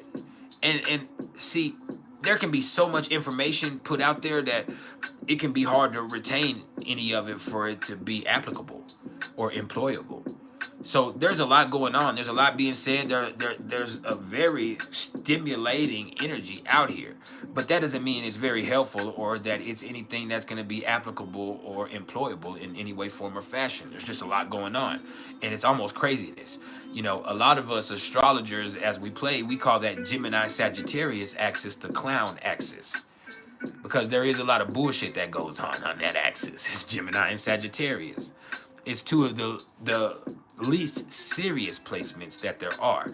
Doesn't mean that there isn't so much to learn. It doesn't mean that they're not beautiful and artistic and positive and knowledgeable and smart and wise and clever and awesome and fun and all of these other things that come along with them. But those are probably the two of the least serious energies that we have right there. All right. And so that doesn't mean they can't be, but the least serious, right? And so when you see this right here, it's just like there's going to be a lot that happens, especially with Jupiter being Gemini and Mercury coming out. I mean, Jupiter not being Gemini, Jupiter being retrograde and Mercury coming out of retrograde, pardon me. See, I started talking too fast. But you see, there's so much happening with that. There's just so much going on that it can be more confusing than anything else. And then also, it's just where it's like sloppy. There's a lot of mistakes. There's a lot of clumsiness. You know, it's fun. It's stimulating. It's interesting. You can learn from it. But more than anything else, because of Jupiter being retrograde, what you learn from in this time is the mistakes that are made. You learn about the errors that happen. You learn about the miscommunications. You learn about not feeding into all of the bullshit. You learn about not believing everybody. You learn to go research it for yourself. You learn that not all money is good money. You learn all of these lessons in this time right here. And so that's what goes with that. Like, you learn so many fucking lessons through this. And so the lessons learned are beautiful, but it still feels like this shit is all over the place in a certain way. And it is. It is. And it can just be too stimulating. There can be too much going on. And so you just see that going on, that opposition, like, you either got on one end of the opposition, Jupiter in detriment and retrograde in Gemini, and on the other end of the opposition, you have Mercury in detriment in Sagittarius. And Sagittarius can be too much. Sagittarius in its own way can be idealistic. Sagittarius can be abundant. Sagittarius can be expansive. Sagittarius can be philosophical. And then you have on the other end of that, you have Gemini that's clever and informative and artistic and social and interactive and responsive, and there's all of this right here that gives this mix that there's just so much going on right now. And it's been like this for a while. There's just so much going on that it's hard to pinpoint one thing that you can put your finger on that is going to be essentially helpful. So yeah, this is where we at. There's going to be a lot of bloviating too. Now with Mercury square to Saturn, this means at a core level you don't think well enough about a situation, or at a core level most people aren't. They're looking at things negatively. You know, and you're limiting yourself, and you're making yourself work harder instead of smarter, right? And so there's this energy to where things are more complicated than they have to be, whether it's through you having anxieties and worries and you thinking too much, or whether it be you going in circles creatively and not doing anything. There's just this mutability here that comes on with that square right there that makes it more complex than it has to be. Now, with Mercury trying to Chiron, as I've told you about Chiron, and Chiron's about to station direct in a couple of days, but right now this is about awareness. Once you're aware of a problem or a situation and things are going to be forced into your awareness, you're then accountable for doing something about it. Once you acknowledge that awareness about something, you're accountable from that point forth. Once you know something is happening and you know it's not going right, if you don't do something about it, you've allowed that to happen. You know, once something starts going awry in your life and you are aware that you had a chance to change it, hey, you're accountable for that. If somebody's doing you dirty and you're aware that they're doing you dirty, then you're accountable for that. Either you're allowing it, you're condoning it, or you're coaching it. You understand? That's the truth of that right there. If you yourself have negative behaviors that aren't healthy for you and you're impulsively going into them, but you're aware that you're doing it, then you can't blame it on this. It's not trauma that triggered you. It's not because this person did this to you and now you can't handle it. No, that's what you chose to do. You're aware. And so once you're aware, you're accountable. But you also have to understand, once you're aware that you've came so far in your life, once you're aware that you've grown so much, once you're aware that you haven't been defeated yet, no matter what you face, you're also accountable to keep going. That's when you realize, hey man, ain't nothing stopped me to this point. And all of the stuff that I've seen, all of the stuff I've been through, I've still been a warrior through it all. So why can't I just keep doing it? I got to keep swinging my motherfucking sword. And so one day I will find that glory that I'm seeking. And if not, I'll feel good about myself. This is about you. It's still Aries. It's not about everybody else. It's about you being accountable. Yeah, if somebody's doing you dirty, they're accountable for their behavior, but you're accountable for what you're allowing to happen to you too. And so just realize that you're accountable for your regression. You're accountable for your progression. All right. Sometimes you don't need a kick in the ass. Sometimes you need a pat on the back, but you ain't got to look for that in anybody else, man. You tell yourself, man, we did this. It's me and you and only us. You heard me. See, that's the truth of it right there. And so when you have Mercury trying to Chiron in Aries, and once again, what does that point to? I told you, Mercury's in Sagittarius' detriment. It's like, hey, you're having experiences, you make mistakes. Hey, once you're aware that you make mistakes, you fix the mistake, you move forward. You learn from that shit right here. And it's also like with this being Mercury Sagittarius, sometimes that honesty is needed. It might not be tactful. Sometimes it might cause arguments. Sometimes it might be an awareness, but sometimes you just need to be fucking honest. Sometimes you just need to say what the fuck you see and fuck how they feel about it. Sometimes that's the best thing you can do for a situation. And there might be a confrontation, but guess what? After that confrontation, not only is there an awareness that comes from a confrontation that, all right, I know where we stand, or I know where this situation is now, you also can then hold yourself accountable for what happens from that point forward. So yeah, hit the like button if you haven't hit the like button yet. You tuned in with priceless knowledge of self.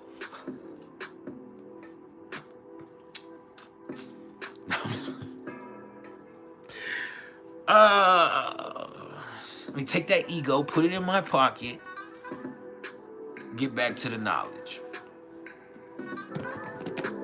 So yeah, I hope you're ready.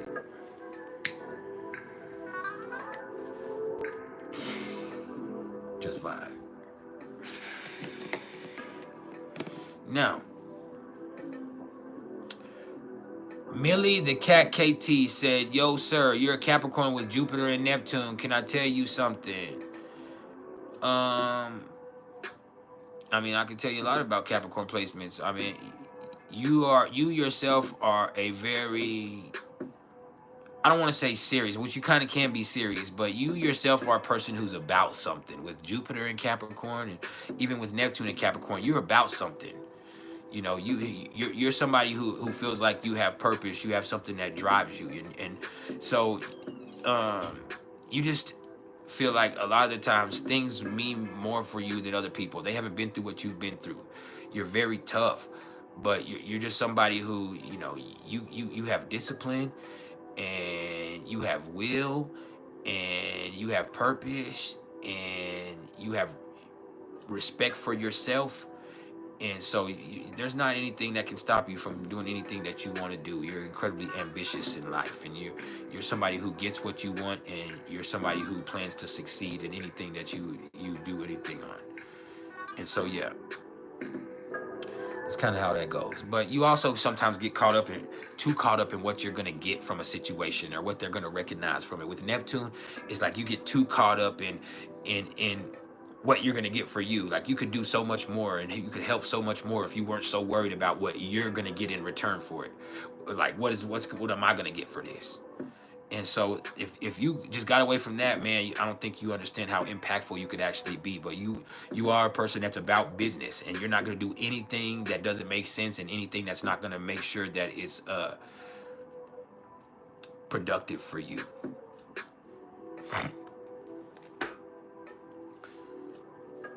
You don't play no games. Now, back to the motherfucking transits. Let's talk about Venus. All right. See, Venus is at 22 degrees of Aquarius.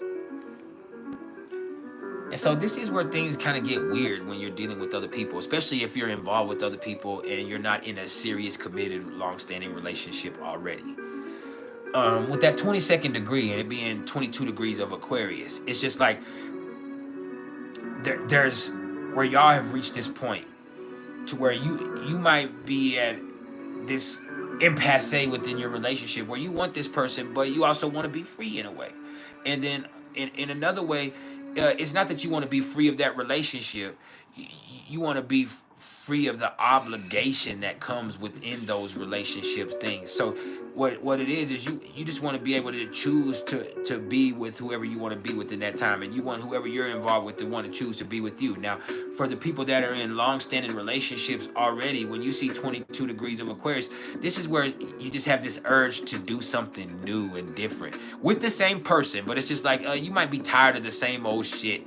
You know, and so if there's just something a little bit there that's like, hey, I want to, and that doesn't always mean spice things up sexually, but I want to do something different, and just get outside of the norm.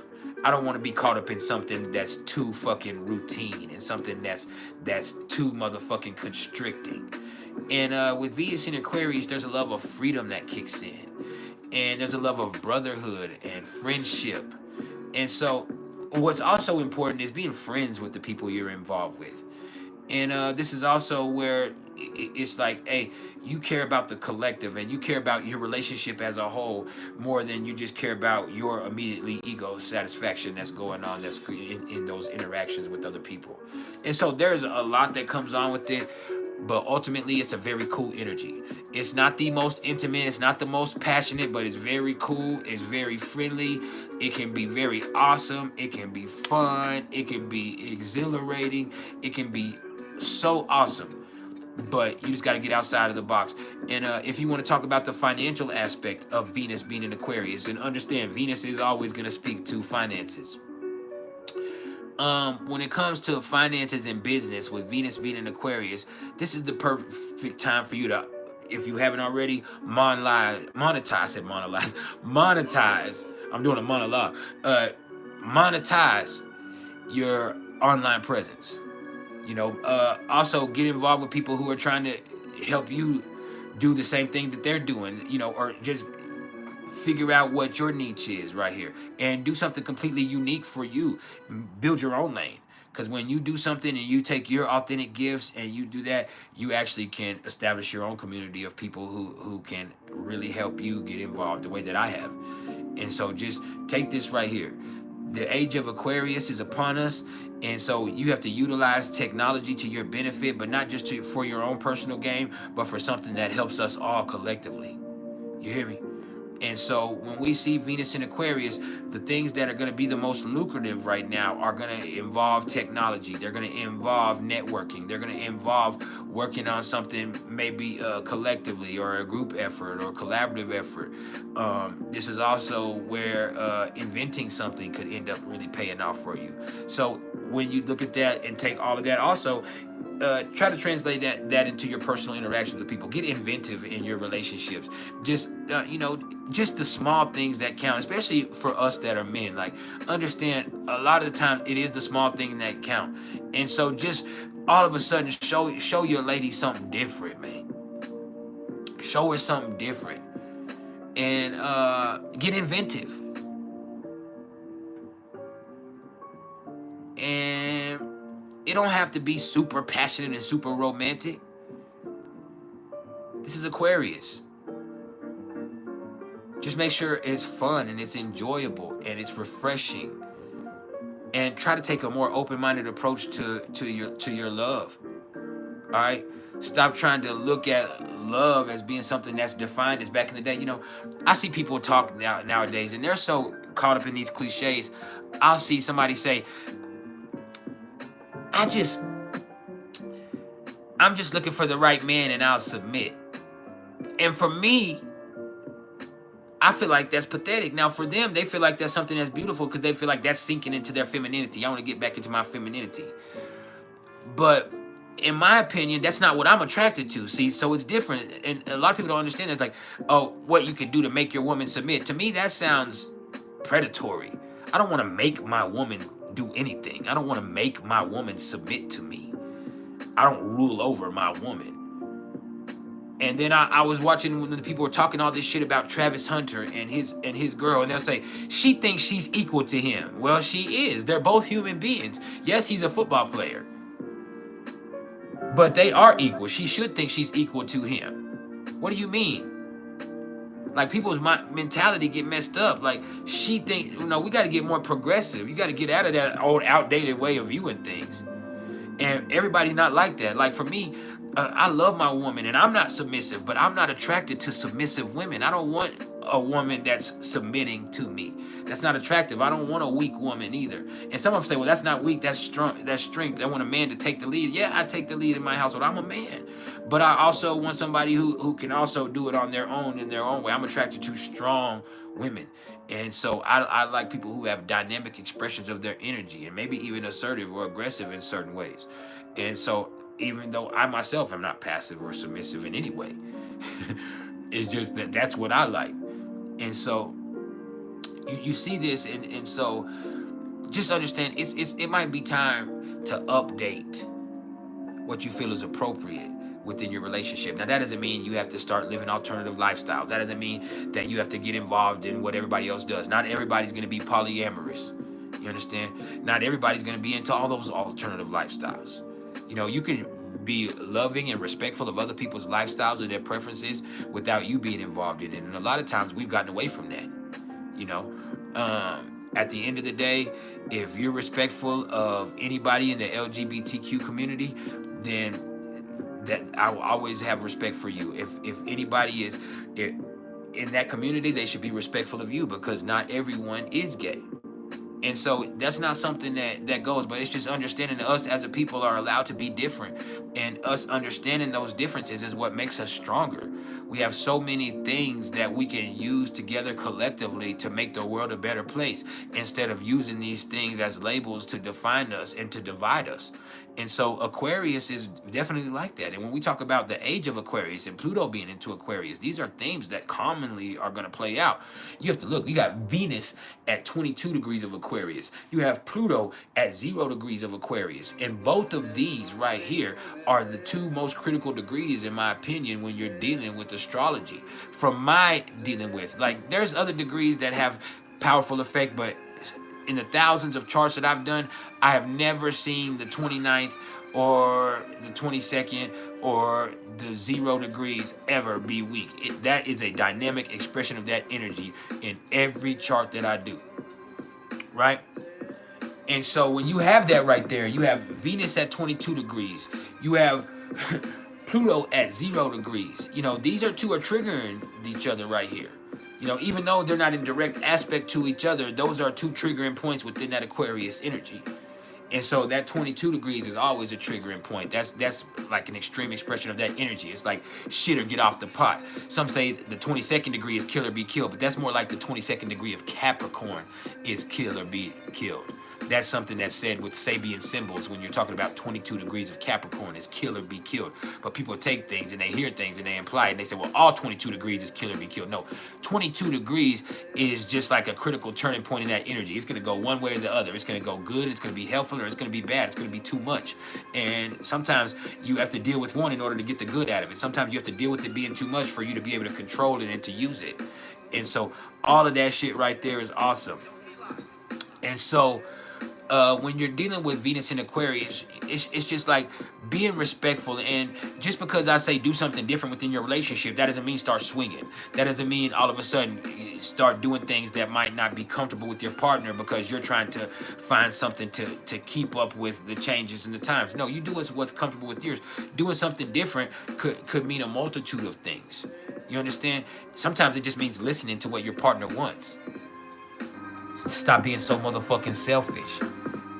See, some people never look at it like that. Like sometimes it just means, hey man, you need to pay attention to what's going on other than your immediate desires within that relationship or your own expectations of what you expect from that other person. And so there's so much you can learn from this Aquarius energy. And more than anything else, you know, just have an open-minded approach when it comes to love, when it comes to business, when it comes to money. Get inventive and stay cool. Don't let your emotions get in the way of progress. And that's what Aquarius does most. When you look at the symbol of Aquarius, it is the water bearer pouring out a big bucket of water. And when people hear Aquarius, before they know astrology, they immediately assume, well, Aquarius is a water sign. No, Aquarius is an air sign. But the water that's in there is representative of the control that you have. You have control of those emotions, and if they're not useful in progress, then you put your feelings to the side, you pour that shit out, and you make progress. And so there's so much that goes on with the symbolism of that, but that's just a little quick. And so yeah. And then Venus is square to Uranus. So here's where it gets interesting. Let me turn this down. Hold on.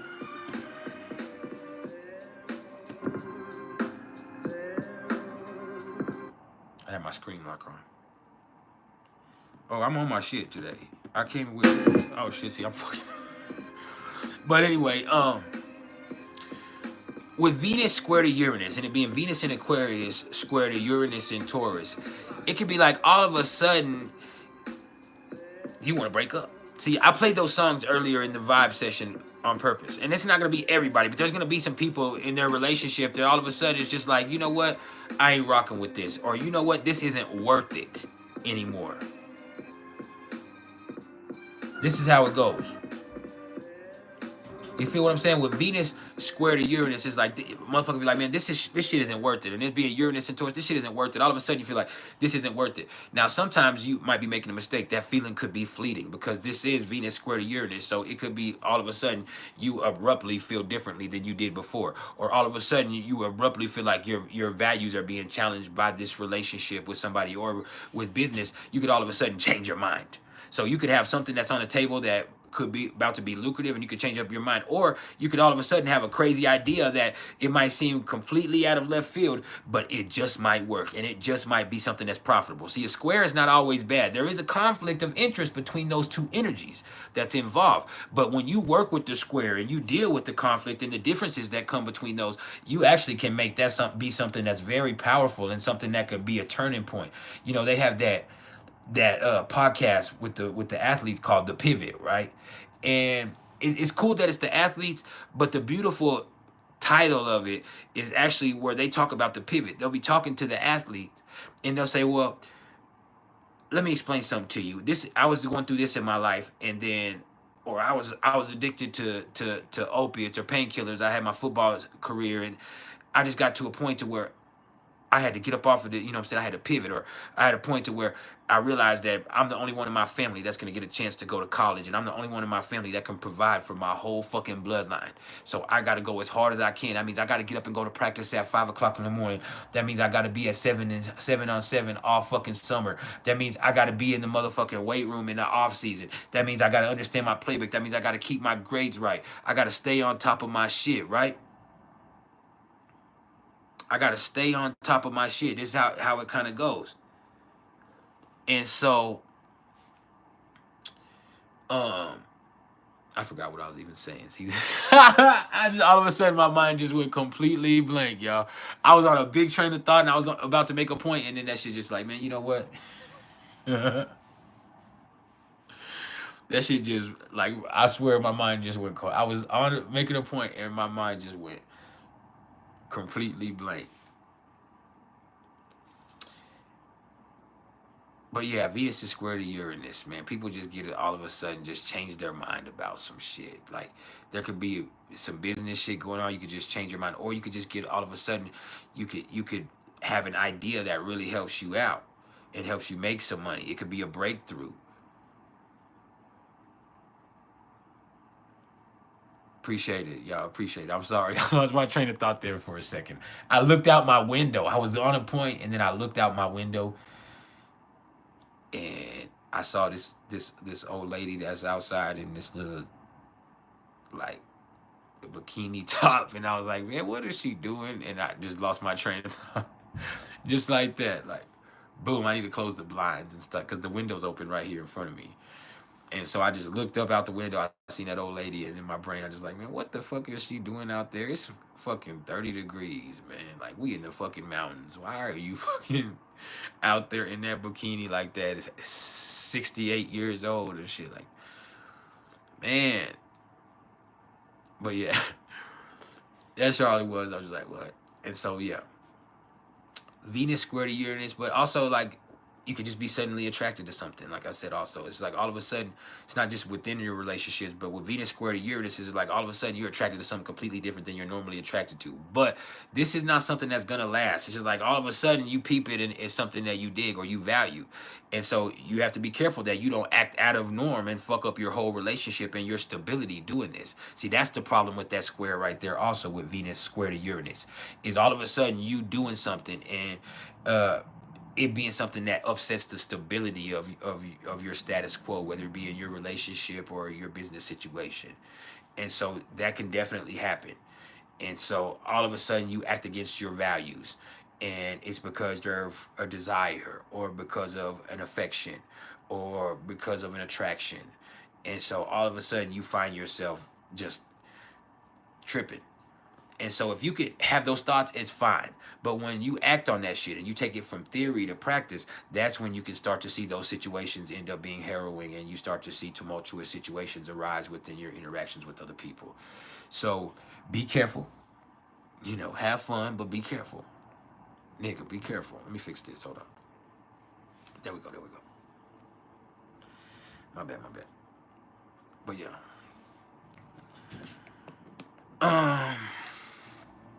Where else were we at? Mars. Mars is at 3 degrees of Leo, right? And when you see 3 degrees of Leo, and understand this is retrograde, this is where you can see where people exaggerate They say some shit, but then they have to live up to that. Now, the good can come from people might be exaggerating, and people might just be putting on, and people might just be dramatizing the situation. But sometimes you have to act on that shit. Now you done blew that shit up. You got to deliver. Now you done exaggerated. It's time to prove it. And sometimes that can be humbling, but other times it's where you rise to the challenge. And so with that retrograde, it's like you have to figure out what you're gonna do inside of you. And then when situations get dramatized, and when shit does get sloppy, or shit does get extra, how are you yourself gonna respond to those situations? And then also understand, just with Mars going retrograde here, this is sitting here a little bit longer in each degree. What this ultimately means energetically is Mars is spending just a little bit longer in each degree, and Mars is energy, right? But when Mars spends time too long, and Mars being the nature of Mars, that's where conflict can start arising. And so the longer it spends in each degree, the longer it gives you a chance for your ego to get involved in the situation. And the more your ego gets involved, the more things get exaggerated, the more extra shit gets. And the more extra shit gets, the more chance for there to be a conflict because of that. All right. And so the beautiful thing is, like I said, is when ego gets involved and things get exaggerated or dramatized, sometimes it gives you the perfect opportunity to show that you are that. You know what I'm saying? Like, oh, I rise to the challenge. I am the motherfucking king. I do got that in me. It ain't just on me, it's in me. But in other situations, it's like life humbles you. There's a situation where it's like, damn, my ego got too involved, and this situation ultimately ended up humbling me when I should have just kept it authentic, and I should have just stayed confident. But once I put a little bit too much on it, it automatically became something that wasn't helpful or healthy.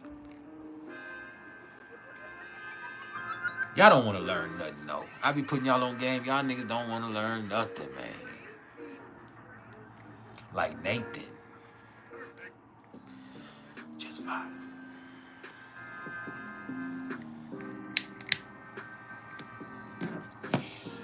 Now, Mars is opposite to Pluto and trine to the North Node. And Mars is going to be opposite to Pluto for another week and a half, like 10 days. And so this is one of those things where Mars opposite to Pluto can be dangerous. Your ego gets so involved in situations that shit can get dangerous. You can forget about the good of everybody else because your ego is involved and you're thinking about shit self-centeredly. Or this is not even thinking. This is Mars. You're acting self-centeredly or selfishly. Or you're acting out of ego and you're forgetting about the good for everything else and everybody else because you're acting out of ego. And that's the retrograde causing this. And the longer it spends there in this, the more chance you get. But it's also a beautiful time for you to realize how special you are, what you contribute to the collective. And this can really help you help out. An opposition is not always bad. You can work with an opposition. It's just two different ends of the spectrum. So on this, you have Leo and Aquarius. So taking yourself and that confidence in yourself and showing why you're so special and how you can help the collective through the special gifts that you have and employing that energy and just acting on that gift that you've been given specifically for yourself. That's beautiful because that's a contribution to the collective. But when you get so enamored with yourself and and all of that and what you're trying to accomplish with that, sometimes you can get away from what's helpful for the greater good. And that ends up being a problem. And then also, when your ego gets so involved, it ends up being a danger to both yourself and the collective at times. And so you just got to really address that appropriately. Sometimes you need faith. But this ain't faith right here. This is, I forgot what this one is. This is need you. This is need you, my bad. Hold on, I gotta fix my shirt. I don't know if it feels right. No, it's right. But yeah.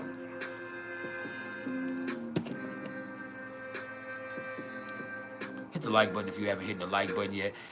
Subscribe, not only just to the channel, but also to the Tribal Council. It's like $4 or $5 a month, man. You heard me? Subscribe to that shit right here. We need to get to 80 by March. We should have 850. If you're here and you haven't subscribed and you're here 3 times a week, you got to question yourself. Damn, this is priceless, but I'm not even willing to pay $5 a month for.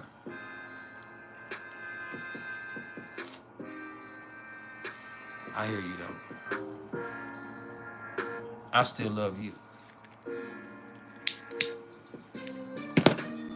It's not about the money, it's about the impact.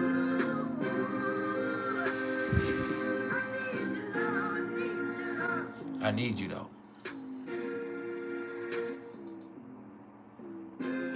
Breezy Jordan said, what's my views on the Chinese zodiac? I think it's helpful in this way. I'm a tiger. I got a big ass tiger chain over there. But yeah, I definitely think it has merit. Just a different system, but it definitely has merit.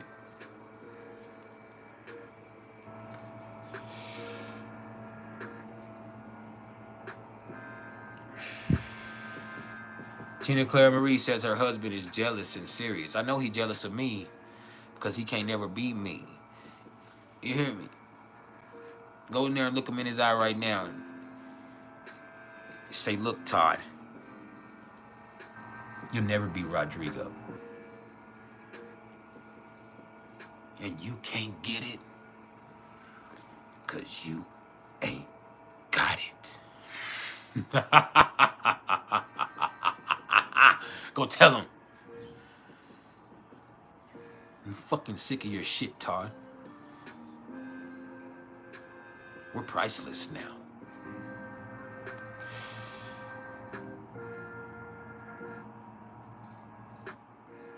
I understand. I understand. But he should be. He should be when it comes to me. He should be.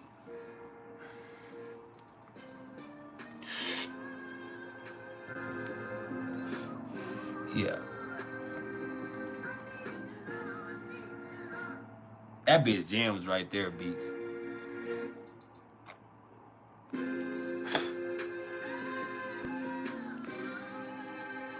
But yeah.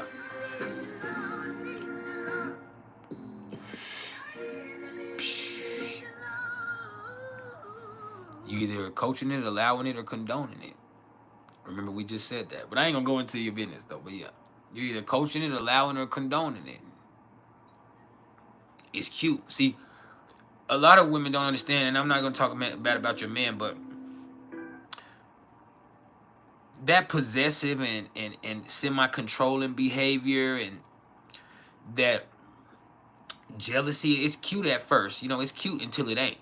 It's cute until it's dangerous. And that's the problem. You see people play about it like, I want this, I want that, I want this, I want this. But that shit is cute until it's something that feels restricting, or it feels threatening, or it feels dangerous, or it feels heavy. And so, you know, you either coaching it, condoning it, or allowing it.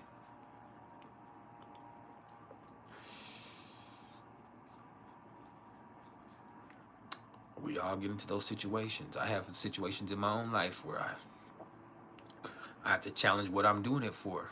In my relationship, in life, like, man, you know, when we have those hard days, and my wife, she's a force of nature. She, like we've always talked about, she's a Capricorn sun, Aries rising, Venus in Scorpio, Pluto in the 7th house in Scorpio.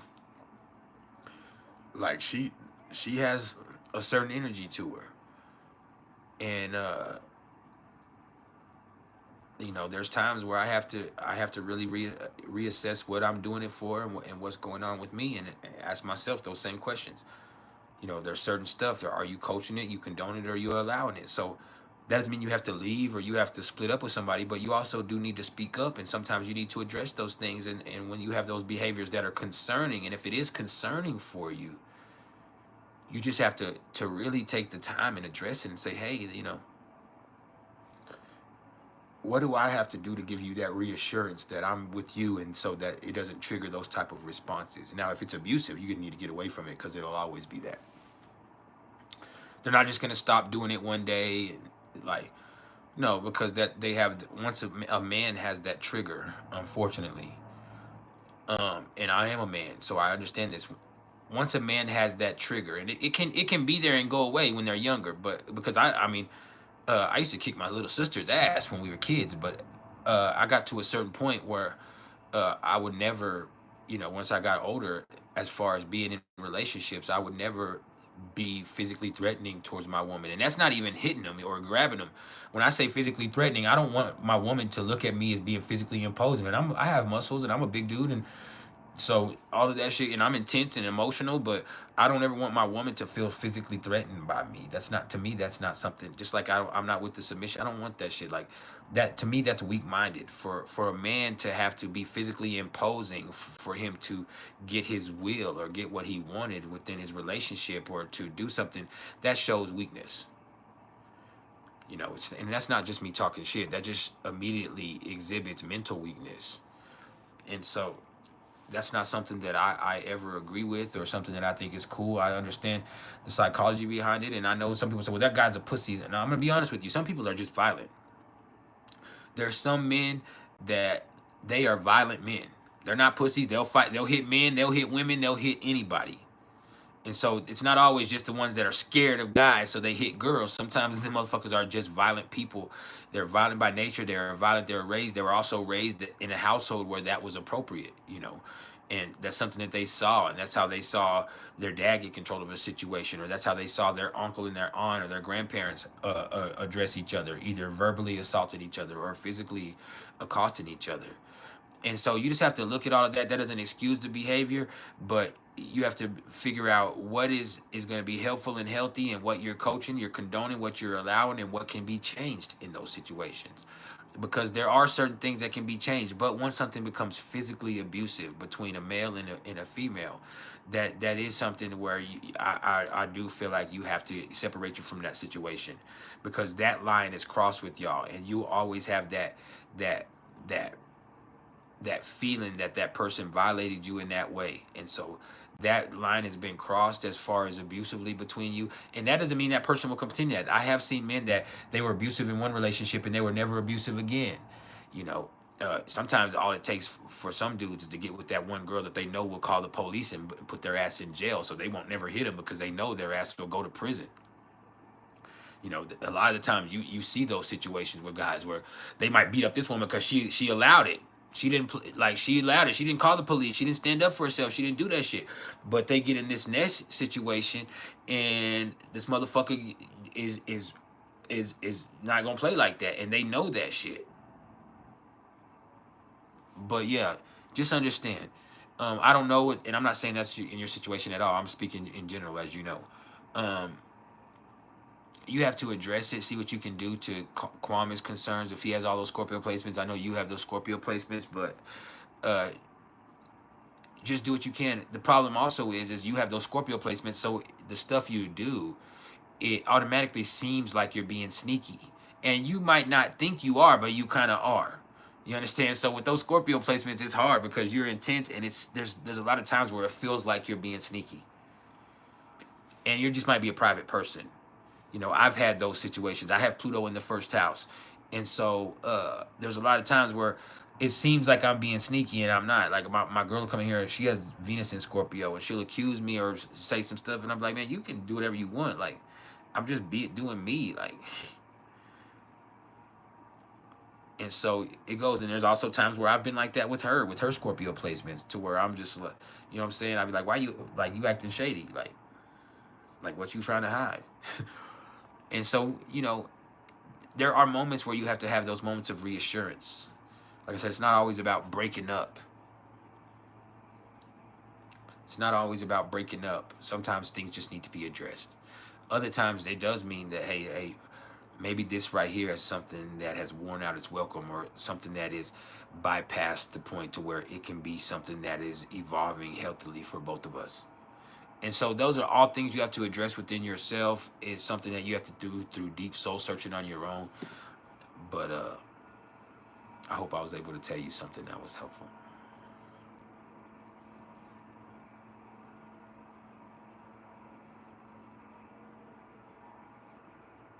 But yeah, Ebony, one of them people. See, that's why I can't deal with Ebony. I can't stand when they do that shit. I'm a Cancer. One of the people that just when they get mad, they want to dip. We're done. I'm leaving. And they come, they try to come. Don't try to come back because it's gonna be something else up over here playing with me. No, I'm leaving. I'm not gonna sit there and wait for you to come back. I got Venus and Leo. You dip out on me, it's finna be something coming over there. I know you're a Cancer. Cancer women is different. I don't do that shit because I don't like it being done to me. That's like the main thing. And my lady's a Capricorn, so she does that sometimes. You know what I'm saying? And it's just like she has Mars and Pisces, so she just it's like sometimes she just like that's her trump card. Like we've been doing this shit for 15 years, but we could fucking just break up then. Like bitch, we're not fucking breaking up. Like I don't even know why you say that shit. You know what I'm saying? Like we could just fucking break up then. I'm just fucking leave. I'm just fucking tired. Like, and if I don't leave, if you don't leave, I'll just leave. Like I'm and you're like you're not tired. You're mad right now. You get what I mean? And so, and that's what you want to say that's gonna make me feel bad for everything I've said, or to make me shut up, or make me leave you alone, because I'm being emotional the way that I am. But yeah, I just don't do that. So that's something that I've dealt with in my own relationship a lot of times. It's just like, because I don't say that. No matter how mad I get, I don't threaten to leave. That's just not, because I'm not like, that's just not what my mind goes to. But her being that Pisces rising, like she'll just be like, it's not even just a trump card. It's just like she wants to get away from it. She's like, oh, like that's that like escape. You know, Pisces, like it became too much, and then so she shuts down and wants to escape. Like I just want to get away from it. Like she'll start a whole bunch of shit with that Aries rising, and then that Mars is in Pisces in the 12th house. Then she hide her hands, or now it's like, no, I don't want to deal with this. But you started this shit. You get what I'm saying? And so it just gets like that. But I mean, it's all a part of love and life. But to put it all into perspective, yeah, Venus is that. Mars is opposite to Pluto. We talked about Mars being opposite to Pluto, but Mars is also trine to the North Node. So sometimes you have to be egocentric. Sometimes it has to be all about you. You have to be self-centered in your approach. Sometimes it has to be about what you want. Mars trine to the North Node is kind of representing that. This is the North Node getting ready to change in its axis. We have about a month before it shifts into Pisces. And so we've dealt with this for 1.5 years, and I've had my nodal return in this time, and I've had some karmic stuff get triggered up in there. But ultimately, I just see with this right here, and you see this shifting into Pisces right here. It's just a point to where use this right here to work on you, to fix your world. And you working on you taking care of your shit, that makes the world a better place. Not just because you're experiencing the world through your perspective, and it is self-centered. Like as much as you love other people and you really incorporate them into your existence, at the end of the day, you can't take them with you. You can't take them with you. You can take their love with you, but you cannot take them with you. And so this is your life. This is your perspective. It is about you. And so you can help others, and they can help you, and you can be incorporative, and you can be full of love, which I am. But this life is you. This is your path. This is your journey. You are developing your soul, and this is your karma that you are dealing with. So this is your process playing out energetically. All right? And so by working on you and being a better person, you make the world a better place. Because if we're all doing that collectively, the world is better. All right, so with the North Node here, just understand, you just have to remember fundamentally with Mars trine to the North Node in Aries, Mars in Leo retrograde, sometimes you need to be self-centered. Sometimes it has to be about what you want. Sometimes you have to just make it about you, all right? Because that's how you grow. That's how you learn. That's how you move forward. You heard me? And so you have the confidence now to do so. Your ego is involved. What the fuck you gonna do? Get left behind? What the fuck you gonna do? Fold up? Nah, you gotta stand up. You gotta be action-oriented in your approach. You gotta take it as a personal motherfucking challenge. Anytime something pops up on you, like, man, I've got to respond. I got to react. You hear me? This is what life does. It throws curveballs your way. Things happen. Now you respond, you react to it. You be action-oriented in your approach. You hear me? You gotta learn how to be proud of who you really are, too. not in what the expectations people have of you, like with the South Node being in Libra, but in who you really are authentically, what you really bring to the table, because that's badass in and of itself. You heard me? Hit that like button, y'all. I'm handsome. I don't know why I shaved. I just did. I think I'm gonna grow it all back evenly. I want my real beard, the big beard. So I'm trying to grow it all back evenly. So I got to start fundamentally. I like it like this too, but I don't know. I might keep it like this for a little bit. I don't know, but it's either like this or with a beard for a while. You know, other shit. I didn't like the way it wasn't shaped right, and I didn't like the way it had my face shape. It had me looking in the mirror like thinking that my face wasn't even or something. I was like, dang, is this side sticking out more than this side? Like, the fuck? But it's not. It's because I had one of them was raised up higher, so it's just like to me, it didn't look right. And so I was like, dang, is my chin leaning to this side a little bit? And it's not. And so it's just like, what the fuck? Yeah, it will be back in 4 days. You know, my shit does grow quick. I wish that shit grew on my head like that. I might need to get them implants. If I get some implants from the beard on top of my head, it'll be a different type of hair. But that shit'll still not gonna get me a little quick fade. You understand? I'm still thinking. I ain't got my money right yet, but when I get my money right, I will be popping out with a ball fade or something. I ain't gonna have one of them glue ones. We ain't pressing.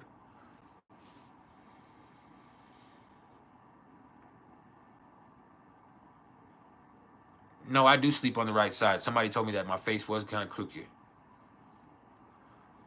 And it's because I sleep like this. I only sleep on this side. I never sleep on this side. I only sleep on this side. And I was like, man, maybe my shit is a little crooked now because my mouth. But we all right. We all right. I'm a Libra rising. Don't do that because I'll start obsessing. Like, then I have to eat coochie from the side like that. We don't want to do that. Can't hit it with that sidewinder. Get a crook in your neck. Motherfucker already a Capricorn. She wants you to eat coochie till this part of your tongue on the bottom, that frenulum starts getting sore. See, you ain't really went into the trenches like that until you ate it until that frenulum was sore. Where the next day your shit was hurting like a motherfucker underneath your tongue. You understood? Yeah, you ain't really went in until you had to lay on the side like that. You so tired that you can't even sit up like a sniper. You just gotta lay on your side and lap at it. Just lay at your side and give it a. You start getting miserable. Like, man, this motherfucker just. You're trying to come up. You're trying to come up. She keep pushing your head back down. This is 29 degrees of Scorpio, real shit. You try to come up. She keep trying to push your head back down.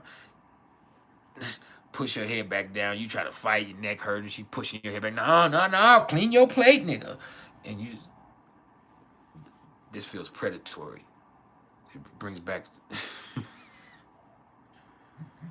It brings back when they was trying to oppress your ancestors and keep them down.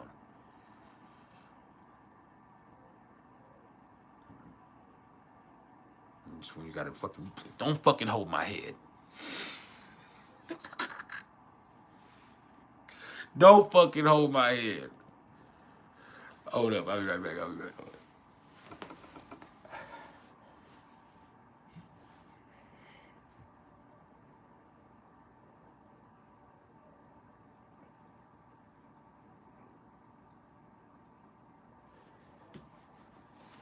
right, we good. My bad. But yeah, shit gets real though. Real in the field. It goes down. I don't like that shit, man. My fucking frenulum sore. My motherfucking neck hurting. Shit. I'm 38. I can't just be down there like that like I used to. And I ain't on drugs. When I used to go in for hours, I was on drugs.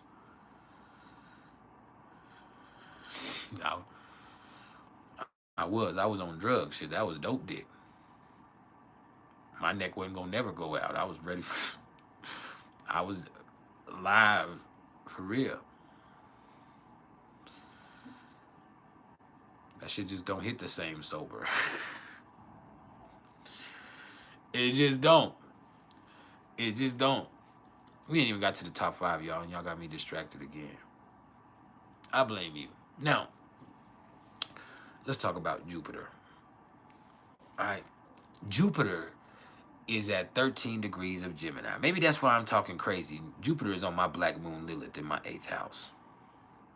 Jupiter is exactly conjunct my black moon Lilith in the 8th house. So maybe that's why I just started thinking freaky all of a sudden. Please, purify my mind. All right, we good.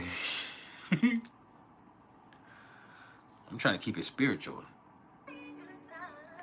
Today's the top 5 most awesome aspects. Today we're gonna talk aspects. Because I'm gonna drop a video on aspects next week, probably. I plan on it. I'm gonna drop a new video every week. Besides the live sessions, we're still gonna go live, but I'm gonna drop a new video every week. I'm gonna finish our Midheaven series. I'm gonna finish the Numerology Life Path series. I'm gonna get back into these aspects. We're gonna be all the way live for real. I forgot something else. I forgot what else I'm gonna do. Something.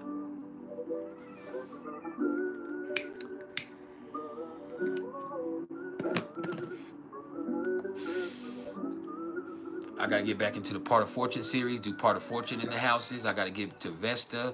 I gotta get to Palace Athena. I have to talk about Ceres. I have to talk about all of that stuff right there. We gotta do our whole series about them and those planets. So I got plenty I can get to. So it's time for me to get back to work, get back in grind mode. I do live sessions and do readings, but right now, I'm still going to always be available for my readings, of course. But right now, at this point in time, I'm also going to be putting a lot of energy into dropping content. And so that's where we're at. Dropping content. All right. Now,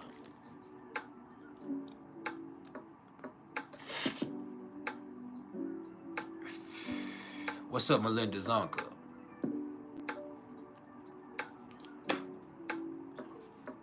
Now, let me get back to this. Jupiter, 13 degrees Gemini, retrograde until February 5th. This is just a very effervescent energy.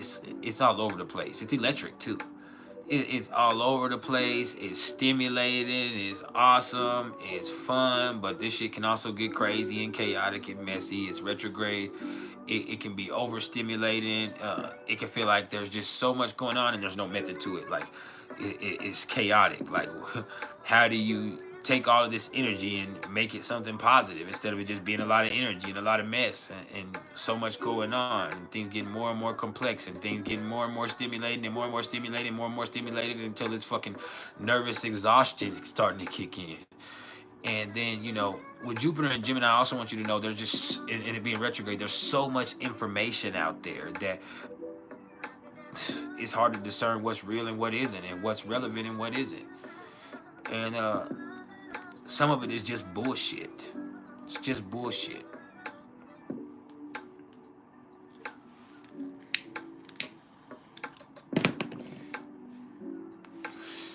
And then Jupiter square to Saturn. So you got all that bullshit going on with Jupiter and Pisces. I mean, Jupiter and Gemini.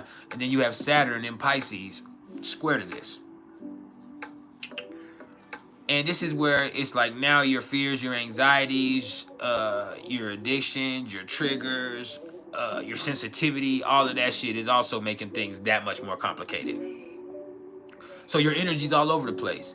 You're sensitive to everything. You're picking up on everything from your environment, from your own emotional nature, from other people, from the mood of the moment, the temperature of the time, and all of that shit is just making things complicated for you to see the blessing in it all.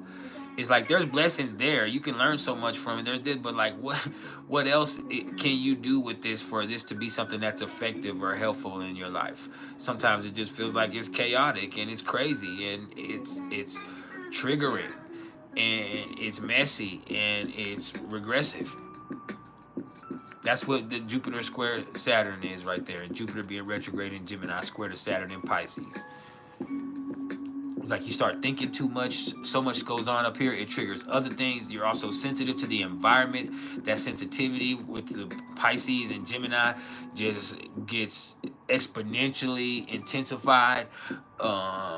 You have not only your thoughts but also your emotions that are really confusing right now. And so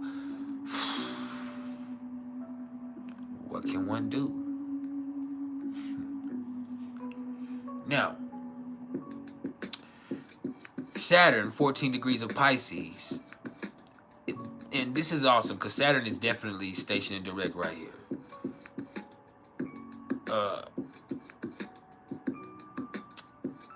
With Saturn here at 14 degrees of Pisces,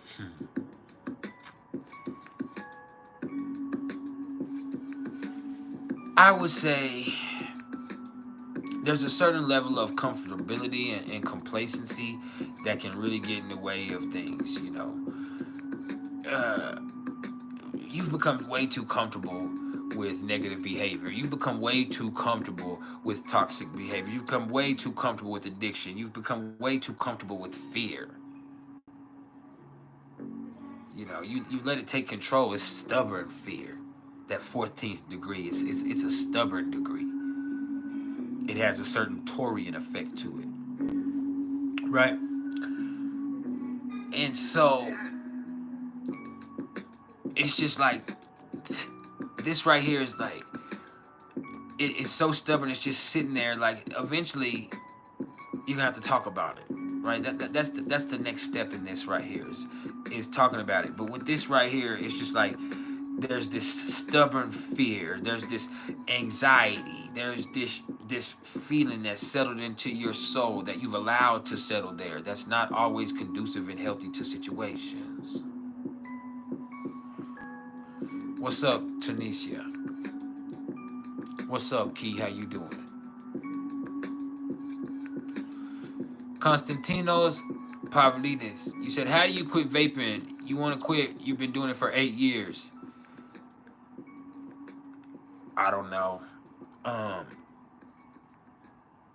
I've never had that. I just quit smoking cigarettes. I have a very disciplined nature. I've had addictions, but I'm somebody who just when it's time for me to quit, I quit.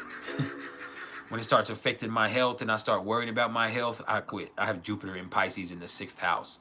So there is something in me, like when I feel like this is becoming something that's dangerous to me health-wise, I cut it out. And then other times it's because of situations. You know, I was in my addiction to other stuff. It was more or less like my wife came and said, hey, you're about to fuck off your family if you don't get off of that shit. And I made a choice right then that I wasn't going to do it anymore because that's not more important than my family. And I should have never disrespected myself or my family in the first place. Now, when it comes to tobacco, when I was on cigarettes, I was scared. So fear drives a lot of my decisions also. I was scared of COVID-19. And so when COVID-19 was happening and I caught it and I couldn't breathe one day and I was scared of being on a ventilator and dying in a hospital and my imagination took hold of me, I said, I'm not smoking any more cigarettes. And that's right when cigarettes had come up to like, where if you smoke Newports, there was like $11 a pack. It went from like $7 a pack to $11 a pack of cigarettes. And I was like, man, you know what? Fuck this shit. I'm not smoking. I'm just going to smoke more and more weed. And so at first, because I had that crutch with cannabis, it made it easier. I'm just being honest. Because I could smoke weed, it made me I just smoked a whole bunch of weed. I eventually calmed down, but I just smoked so much motherfucking cannabis. And then also I was getting a little bit of that tobacco fix from the cigars, the blunts that I roll. And so I actually can say that I stopped smoking cigarettes years ago, but I can't stop smoking blunts. So there is an effect to that tobacco that is, because I tried blunt wraps, I tried joints for a few months, but it's not the same as smoking a blunt. I'm not addicted to cannabis. I'm addicted to blunts. I realized that in this time. You know, it's the blunts. It's not. I don't like woods. Like some people like woods. That's too strong. That's too much tobacco. But green leaf, like Garcia Vega green leaf cigars, that's what I prefer. And so I love the cannabis, but it's also that. So as far as getting off of that, I can't tell you, to be honest, because for me, I've always been able to have a crutch or have a substitute addiction that I would go into consequently. Like when I wasn't back then, when I didn't smoke weed, it would be cigarettes or it'd be alcohol or it'd be some type of other substance. And so since I was 14 years old, I've smoked cannabis constantly. I've had, I guess, what I would call it, definitely a dependency on cannabis. And people say, oh, it's not addiction, but it is for me. But I'm a Pisces moon. And so I deal with those type of things. But since I was 14, I've smoked cannabis incessantly. The times that I was on parole, I either got in trouble for failing drug tests or I switched to another drug. I was doing dope, or when I first got out of prison, I was smoking that nasty ass K2 spice shit, and then till I got addicted to that and ended up having to change my life from that course, and then alcohol, and so there was just nothing, and so it was all just me holding off till I could get back to smoking cannabis, because that's the only thing that's ever calmed me down and kept me chill. And so really I'm probably ADHD and I need something to keep me from being so high strung. But since I was a young teenager, I've used cannabis as that crutch. And so just with me being an honest person, that's what happens with me. So just so you know, that's my story. My bad. I'll be going deep into it. You said, how did I get off Perky? This was before Perkies. I wasn't on perks. I was on hydrocodones. This is when there was just tabs. When there was the lower tabs and the Vicodin and the lower tabs. I'm sure they still have them, but the hydrocodone, Vicodin, lower tab, Watson's, those right there. And so my whole family was addicted to him. My sister was addicted to him. My stepmom was addicted to him. The people, the women and the people that I was involved with did them. And so it was just because there was a whole ring. And my stepmom actually ended up going to, and my dad ended up going to prison for that. Well, my stepmom got probation and my dad ended up going to prison for that because of my stepmom, for doctor shopping and for them being involved with all of those pills. And then my sister ended up dying off a perk 2 years ago. And so that's something that my family dealt with and something that we dealt with. But for me, for the opiates, I wasn't as bad as some of the people, so I can't speak to y'all who have the physical dependency as bad. I had, of course, the stomach issues, but I didn't have it to where I was dependent on them to where I knew I was going to get sick if I got off of them. And so, Dajana, you have to think about the possibility of any chance, any time being your last time. Like, if you have a prescription and you're on them, then that's one of the things that's a blessing, even though an addiction can never be a blessing. But if you're getting them off the streets, like I just told you, it's when you say sorry for my loss, it's going to be sorry for your family's loss. If you have children, it's going to be sorry for your children's loss, because any one of them fucking pills can be fucking fentanyl. That's what the world is like these days. It's telling you. Anything, even cannabis, sometimes in the pens now, they're telling you that they're putting fentanyl in some of the pens if you're not getting them straight from the dispensary and straight from the source. But any line, if you do any type of powder, whether it be heroin or, boy or girl, whether you're fucking with either one, and when I say boy or girl, y'all know, of course, I'm talking about heroin or cocaine. If you're doing any one of those, if you are popping any type of pill, whether it be Exos, whether it be perks, whether it be Soma, they'll have fake Soma, all of the shit that you can get in the streets, you ultimately are playing Russian roulette every single time. And so either you want to live or you want to die. I love you. I don't want that for you. But that's the truth of that right there. When it's coming to those fucking opiates and when it comes to those pills and the powder these days, you want to live, you want to die. That's what you have to ask yourself. Do you want to live or do you want to die? Because anytime you could be fucking with fentanyl. Anytime. See, look, Tina Claire Marie, my little sister just was popping her a perk on her way to work. She's getting her a little 30. Getting there, popping her little perk 30 on her way to work. This is what she does.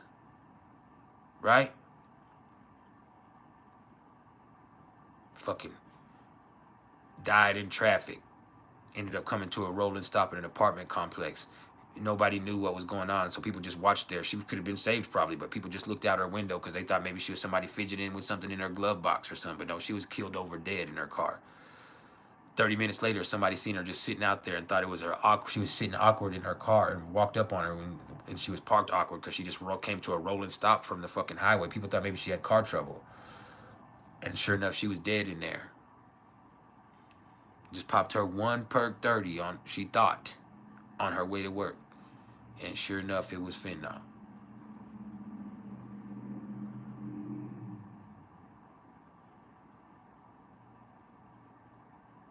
Like that's you know, and with addiction,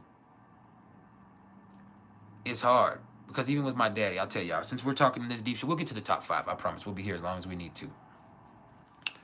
Here's the thing with addiction: is like you're scared everything you do when you're dealing with people who have addicts. And I'm an addict.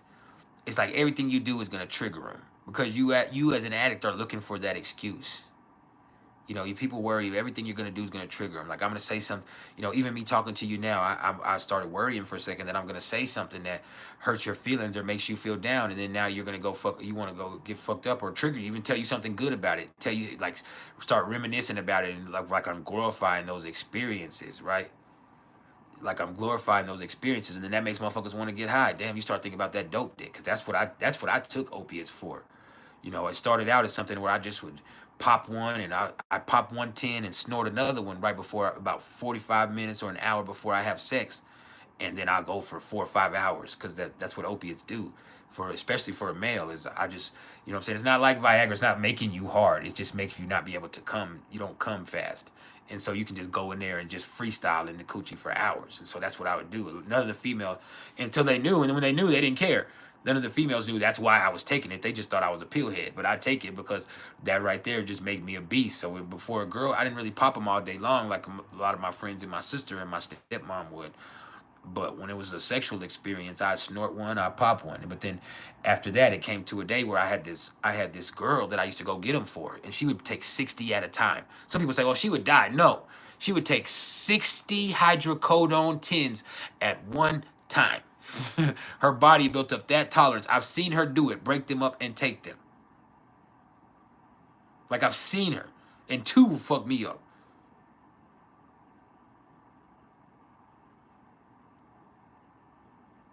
See, look. But yeah, she would take 60. I'd take her to get them. She'd take 60. She'd throw me 5 or 10 because I didn't got her to pack. Boom. Then I'd go. I got to a point where I was like, fuck it. I'm just going to snort me one and pop me one. Right? So that's what I would do. You know what I'm saying? I'd like, you know what I'm saying? So it got to a point where it was just sexually, but then I started, they knew I fucked with them. I got plugged in. I was making a little money. I get them thrown to me for free. So once I do that for her every day because I had the plug, I start popping it. You know what I'm saying? And so next thing you know, I'm trying to be in there itching and scratching. You know how them hydrocodones do. And that sounds, see how I talked about that? And then you have to think, immediately I'm conscious, like, damn, you're doing that. You're saying itching and scratching. That triggers them because those are the behaviors that people look forward to. When they do those opiates like that, they think about, man, I'm just trying to sit there and lean and itch and scratch. And so see, right there, when you're trying to do this, when you're dealing with people who have addictions, it's very easy to trigger them, even bad things. Like, you know what triggered me to get back when I started doing dope and I ended up getting on methamphetamines? I'll tell you. I had done it before because I had an addiction before and I got in trouble for it and for some other stuff just because I was selling a whole bunch. I never really liked it. I thought I judged anybody that smoked that shit. But I was with this Pisces chick. Of course, it was a Pisces chick, but I was with this Pisces chick. We were kicking it. I had a whole bunch of dope that I was selling for one of my big homies or my OGs back then. And she was just like, let's smoke some. And she was fine. She's like, we're going to smoke something. We're going to fuck all day and all night. And you know what I'm saying? Just like the devil.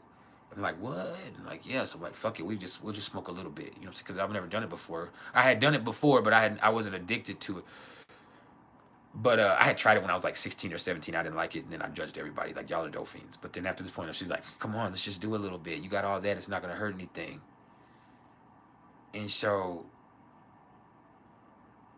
I just I smoked it. And then it's just like, once I smoked it with her, I started doing it here and there and with my partners, and then so I started sneaking it here and there, and I couldn't smoke weed, and so it became a sexual thing. It started tying in with the pornography addiction. So I would be having sex with different girls and watching pornography and all this other shit. Like really had a deep porn addiction that was tied to the dope and shit. And so it just got to a point to where that became a problem. I got myself in trouble, so I got off of it, right? But then to get back on it again, what triggered it is I had moved to a completely different town. I didn't even know anybody that fucked around like that, right? And so it triggers with the thought, with that, you know, when people say that want to. I never wanted to before that, but I was working at a bar in East Texas, and the bartender used to do the shit, right?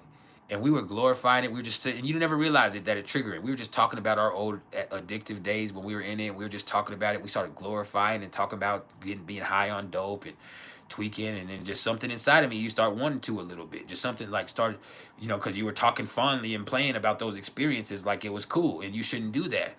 And so we're sitting there laughing and glorifying it a little bit and playing about it, but then something inside of me just like, man, you know, say, sure it'd be nice just to get high one time without being judged. You'll be all right. Just a little thought.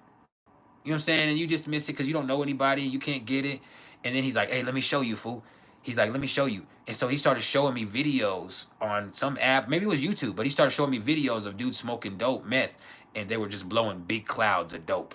And that's very triggering for people. If anybody's ever smoked meth here or whatever, like that's triggering, smoking, blowing those big ass clouds of smoke. Like that shit, that's what, like with the vape, the same thing with vapes. When you see somebody vaping and you see them blow out all that smoke and vape, that's a visual trigger. It visual, like you want to do that.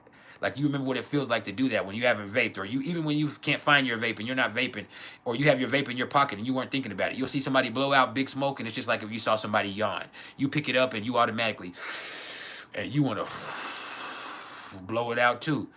And so you see that, and it just visually triggered. And so something in my mind, like instead of that being something that was negative, it was something like all of a sudden, like it clicked that trigger. And so once you're an addict and that is triggered inside of you, now you're not going to stop until you get some. So I might not have gotten some right then, but my mind was like, I got a job, ain't nobody gonna, I can get some.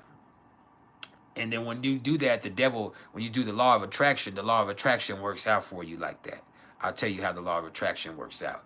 It ends up being my birthday, right? It's my birthday. And we go out, my wife's like, hey, we're going to go out with Brandy and Chris, which is her friend and her boyfriend. And I've never met them before in my life. And so she's like, all right, we're going to meet them at the strip club. So yeah, it's my birthday. We show up at the strip club. As soon as we show up at the strip club, they're fucking super wired. I'm thinking they're on Exos or something, but they're super wired. And I was like, what the fuck? And when we sat down, she came and sat over there next. She's like, hey, I'm on ice, y'all. I'm on dope. Chris has some. And it's just like, what? That just triggered something inside of me. Like, I had just thought about it. It's like the universe just put this shit in my motherfucking mix again. And so I'm like, what? And so I don't say anything. I wait till the night's over. We go back to their house to chill.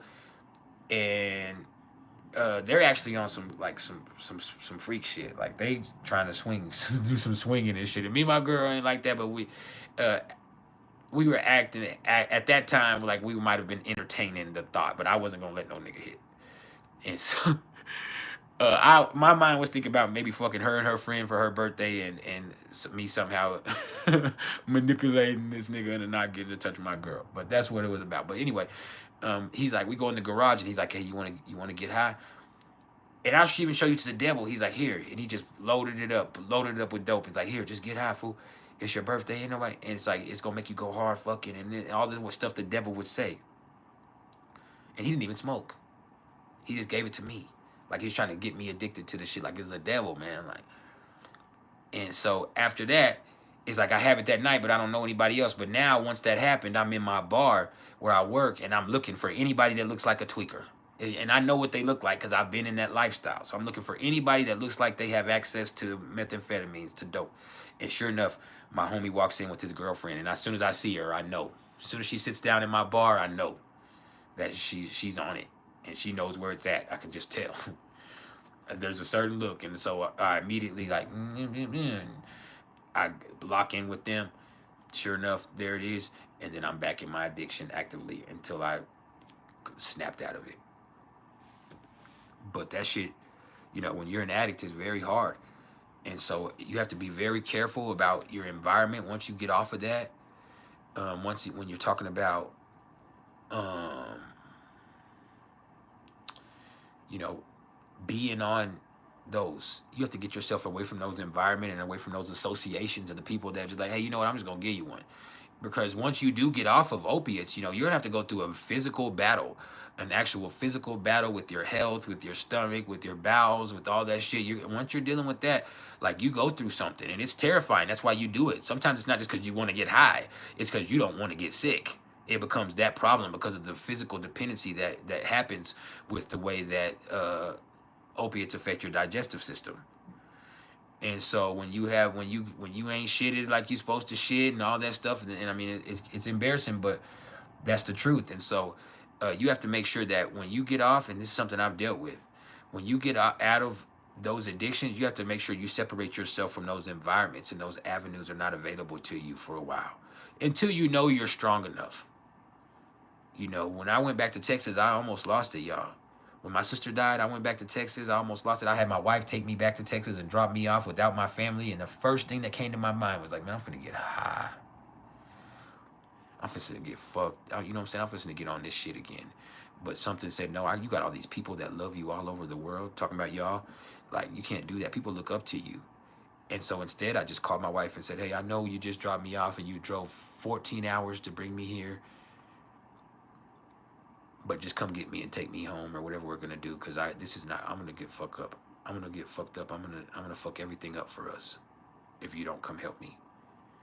And so her being the amazing woman she is, and her understanding what I am, and her being willing to invest in our love, and understanding that everything that she's done to help me change, and everything that I've done to change my life, like, she's gonna jump back in that car and she's gonna come get my motherfucking ass, and she's gonna take me back, and she's used her whole fucking savings that she had saved up and put me in that hotel for 2 months. And it wasn't no cheap ass motel, because she didn't want me somewhere where there was drugs at.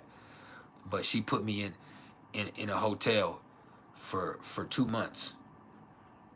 And even then, when I was at that hotel, I walked up to a dude and I just said, hey, I just happened to know his look. I was like, hey, you know where I can get some? And he was like, step into my office. And I was like, nah, you know what, bro, I'm good. But it was just like that. That addicts will find it's the law of attraction. So you have to make sure you're not in those environments, and that's not something that you want. That's why when they say you gotta want to quit, when you don't want to quit, when you go to rehab, you don't want to quit, you get right back on it. I remember when I was in prison, I wasn't on drugs when I was in prison, but all I thought about was I can't wait till I get out and I can get high. You know what I'm saying? Even when I got, it was about weed, of course. My fundamental drug of choice is weed, but I got addicted to other stuff in the process of substitution. And so I remember when I first got out, I was like, man, I can't wait to smoke a blunt. And I was on parole. I was like, I can't do it. So it was like I waited until I reported my first time. As soon as I reported my first time, I was immediately in the hood in somebody's backyard smoking 2 blunts to the head. And I was immediately hooked, and I never passed a drug test again after that. Ended up getting sent back on a violation a year after that because I couldn't stop fucking doing drugs and smoking weed. And I couldn't pass a drug test because weed, as we know, getting that shit out of your system is a motherfucker. But yeah, man, we went all the way in today, and we still ain't even got to the top 5. See how y'all doing me? Yes, I'm so Pisces moon. But yeah, I've got addicted to other stuff substituting for weed. But most of the wrong stuff I've done in my life was because I wanted some weed. Like, the crimes I've committed to go to prison was just so I could have a lot of money so I could get a lot of weed. Yeah, that's all. The stealing from people, like stealing weed, is just so I could get weed. Like, I just go spend all the money on weed. The jobs I used to work when I was young, it was so I could get weed. Like, I loved weed that much. I still love weed, obviously. But now I have a lifestyle and I have a career that supports it. But yeah, it was all for fucking weed. All of it. And people like, damn, no, that's why I said it is very addictive. Like, I've done some really fucked up stuff so I could have a lot of weed. Like I've thrown fits and disrespected people and did all that crying and dope fiend shit that people do just so somebody would get me a sack. I remember I used to, when I was young, I used to throw a fucking fit when I was really deep in that shit before I had my own and I was my own person. Like I used to throw a fit until and treat everything like it was negative and treat everybody like a big ass baby till somebody would just go give me some money or get me some weed or smoke some weed with me just to so they didn't have to deal with me. Like, you know what? I'm just gonna get this nigga some weed. I'm just gonna smoke some, like my girl, whoever. Just get some weed so I ain't gotta deal with this motherfucker being a big ass baby about everything. And so all of that shit is addict fucking tactics. And so I'm aware of it now. Now that I mean I still smoke weed, so I'm active in that addiction, but I'm in a place where it's legal now, and it's not an issue for me in my life as far as legally. So it's not a problem, but it's the addiction is still there. But with the other substances, I think I was able to get off of them because they were all in the first place just a substitute for cannabis. When I couldn't smoke cannabis, I got on those. And then when I'm not uh, cheating and being trifling and in a sexual uh, negative or shadow place, I don't want to do those type of hard drugs either. And so when I'm faithful to my wife, which I have been for years now, I don't live like that. When I'm not looking at pornography, I don't want to do dope or any of that other stuff. And so, for me, as long as I stay on that type of kill and I don't feed into that type of stuff, I don't have to worry about that. And so I don't entertain that shit. Ooh, we've been talking a long time. But yeah, Di, I love you, Di John Sturgis. When it comes to that though, them perks, you want to live, you want to die. Because any one of these times, any one of these motherfuckers be your last motherfucker. And I know they got Norcan, and I actually learned when my sister died that she'd actually been brought back to life twice, and I didn't even know that. Like that was her third time dying, but they had got Norcan up in her those other times, and they were able to bring her back. They said one time she was flatline, and they hit her with that Norcan, and she just jumped straight up off the fucking off the fucking gurney in the back of the ambulance. Like she was dead, and then they hit her with that Norcan, and she jumped straight up. It was like, what happened? What happened? And so, like I'm telling you, like you gotta stay off of that, especially if you have people that love you and if you love life. And even if that means substituting it for something else healthier. Sometimes you are having an addictive personality, you have to substitute it for something else healthier. But you have to first get over that fear. That's the problem, is fear. And this is Pisces, Saturn in Pisces. Since we're talking about Saturn in Pisces, you have to get over that fear of the sickness that comes with dealing with opiates. And you have to understand you're gonna get sick. There's something you got to deal with to get off of it. And that's why Saturn in Pisces is so crazy. Like to get off of it, you have to get sick. You have to deal with it. You 99.9 won't die. It's just gonna be fucking miserable. And so you can either die or you can fucking live. And you might have to get sick and go through something that's scary to live, but you'll fucking live. You hear me? You'll fucking live. And so prepare yourself in every way, form, fashion that you can, herbally. Give yourself every advantage that you can have as far as chemically, and then kick off that shit. And understand, once you go through that sickness, understand I'm not going through that shit again. Like, fuck that. Let that be what scares you from doing it.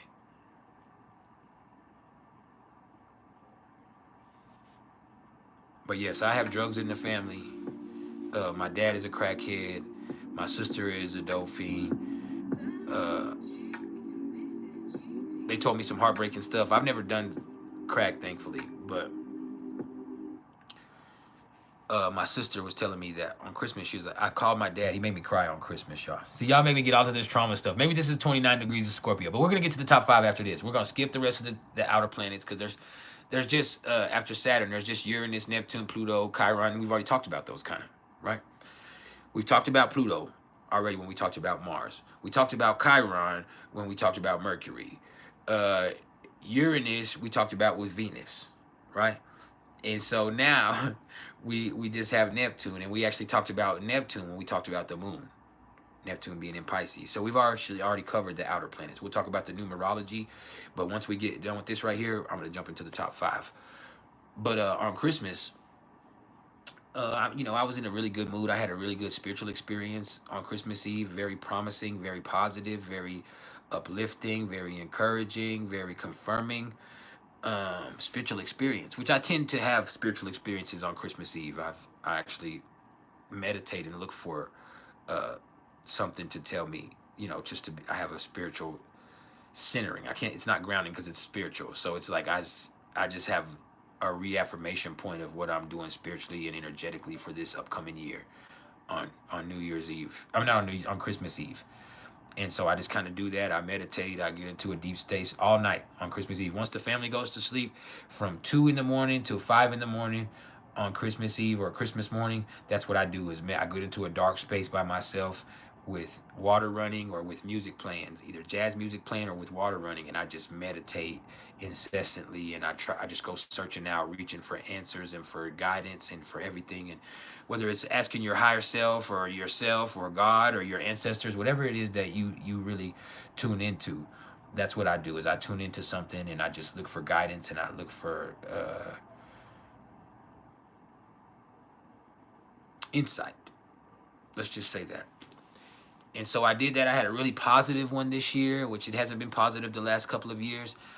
And so I woke up and I was like, let me call my dad, right? So I called my dad. And as I've told y'all before, my dad has terminal kidney failure. He's on dialysis 3 times a week. He goes every other, and he has, his kidneys are completely dead. He blows up every time in between there because it's just he has no kidney function. He has cirrhosis of the liver so bad terminally to the point to where he has to go every other week and spend a night in the hospital and get 2 liters of fluid pumped off his abdomen from the ascites, from the liver failure, from the cirrhosis. And he still smokes crack because he's scared and because he's a crackhead and because he's accountable. He's gotten kicked out of his wife's house by CPS because of him being inappropriate with and doing drugs around the kids, but also because of him being inappropriate. He called me for support when it happened, but I can't give him support because I love him and he's my dad. I can give him love, but I cannot support him in that because he was sexually inappropriate when we were kids, and he was a drug addict and did crack cocaine around us and stole from us and did things to us. So I couldn't be sympathetic to his situation. And so I can have empathy for him, but I couldn't be sympathetic to his situation at that time. And I just told him that. And it hurt to tell him that, but nah, bro, you did that stuff. So I cannot be sympathetic to this situation. And he got mad and stopped talking to me. But anyway, he's gotten kicked out of there. Then he went and lived with my sister for 3 months. He's a crackhead. He's bitter. He's a Capricorn moon. He's mad because he's dying.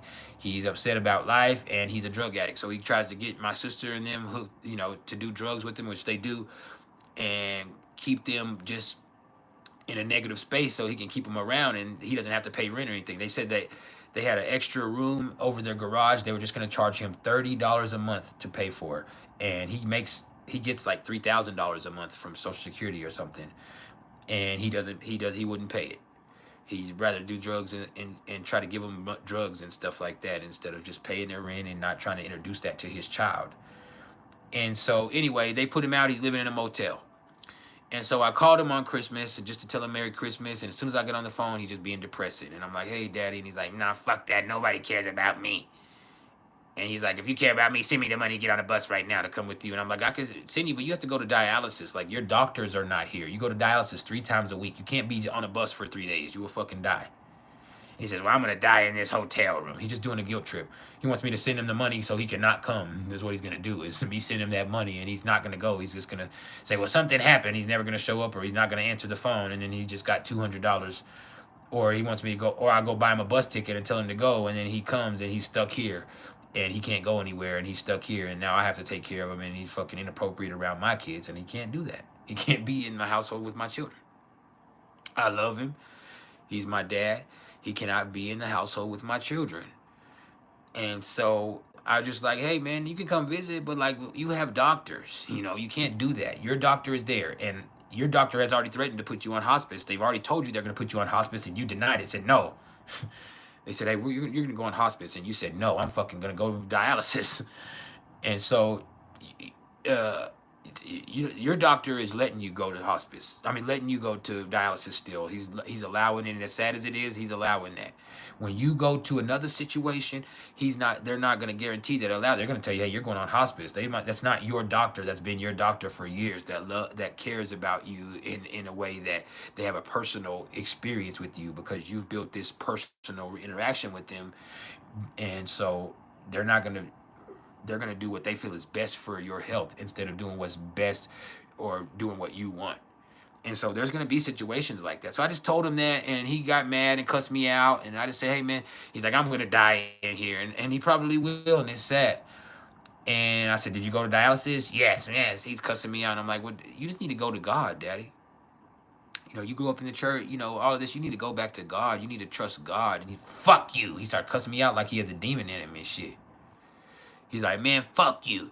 And I'm like, hey, man, like, go to God, man, like, dad. Like, you know what I'm saying? I love you. Like, I love you so much. I'm telling you this. Like, just, you just need to go. You need to get back to God. Like, man, you, like, if you scared, you got this going on, you have to understand where you're at in this point of your life. Like, you have to be real with your situation. Like, you need to go to God. You need to get it right.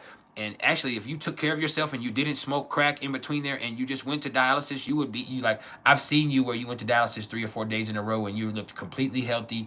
You weren't doing drugs, you looked fine. But once you get out and you get on that dope and you start drinking alcohol and shit like that with that cirrhosis, like you just immediately disrespect everything they do, and eventually they're not gonna be fucking willing to help you because you keep disrespecting uh what they're doing. Like you keep like they're gonna you think that just because they're cleaning out your blood, you can go get high and get your blood all nasty and poisonous again, and then they'll just go clean it out again, and then you'll just go get high again, and that's what you've been doing for 6 7 years. Well, eventually that insurance, you know, they're that's just wasted money, and that's a wasted bed, that's a wasted fucking chair at dialysis, and so you gonna have to fucking do something differently. And so I just tried to be real that I love him, but he just got mad. And when I told him to go to God, like it was like he had a demon in him. That nigga, and that shit hurt my feelings so bad. And I got off the phone and I just sobbed. I was in such a good mood, but I just grabbed my wife and I just got on her shoulder and I just sobbed. And I mean, I was loud crying, just, you know, because that's my daddy. And he's a piece of shit and he's that, but that's still my daddy. And I mean, he's my daddy. You know what I'm saying? And he's abusive and not, you know, he was sexually abusive or inappropriate and he was all of this other stuff. But I mean, that's my dad. He didn't do stuff to me, but he allowed stuff to happen in our environment. But either way, um, he was just very inappropriate. And so with my daddy, you know what I'm saying? I was just like, man, that's my daddy. And so I cried and cried. And then I called my sister. My sister is a Sagittarius Virgo moon. I'm a Cancer Pisces moon. So I called my sister and I just tell her about, man, my daddy. And she's like, Roderick, fuck that shit. She's like, that nigga mad because I won't go get him because he told me, he called me on Christmas morning. It's 7 o'clock in the morning on Christmas. He said, come get me, Jessica. I'll go get us a rock. We can smoke it. And this is my daddy. And she's like, Roger, I've just got out of treatment. Like, this is my daddy, and I just let him live in my house for all that time, and he's calling me at 7 o'clock when knowing I just got out of treatment, talking about, let's go get a rock and smoke it. And she was like, fuck that nigga. She was like, he made you cry. He did exactly what you wanted him. Now he thinks he can get anything from you. You shouldn't. She was like, why are you so emotional? She's a Virgo. She's like, why are you so emotional? Like, fuck that. She said those exact words. Why are you so emotional? Like, fuck that shit. Don't let him do you like that, right? She's like, I'm gonna go get his ass in a little bit and feed him. It's Christmas. He's not gonna be in there all day. He's just lonely and he's mad and he wants his way, and so he's throwing a fucking big ass fit. But he's 60 something years old, Roger, and he's dying. He needs to get right. And I mean, she's right. But yeah, that's what happened with all that shit. But that addiction is a motherfucker, man. You gotta want to, because when you don't want to, you'll just do it again. You're looking for opportunities. So yeah.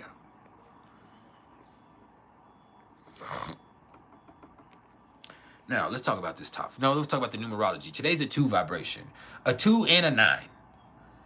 And so this is really not about you.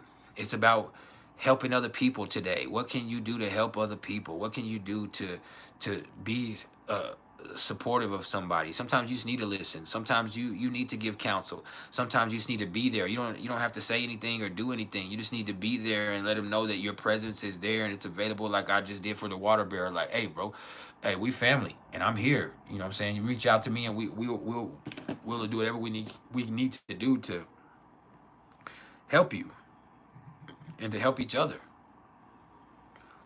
So yeah, the 2 and the 9, that's where we're at. The 2 is about balance too. It's not just about you. I mean, about what you do for other people, but about you. And sometimes you need to make sure that you're taking care of you so you can be of the best service to other people when you have that 9. So understand there has to be an appropriate balance. And you can sacrifice all you want, but when you don't have nothing left, you don't have nothing left. So make sure you're taking care of, taking care of home so you can be of a service, so you can help people. Make sure you're operating efficiently. You heard me?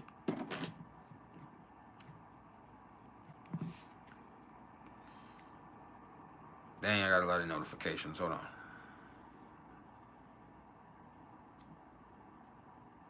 What the fuck?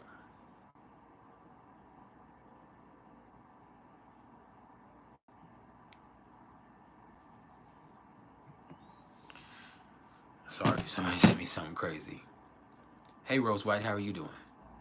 That is actually a perfect expression of this. Kindness is contagious, but also be kind to yourself and have some compassion for yourself and have some forgiveness and grace for yourself in every situation, because that allows you to be more graceful with others, and that allows you to understand the human element of it all.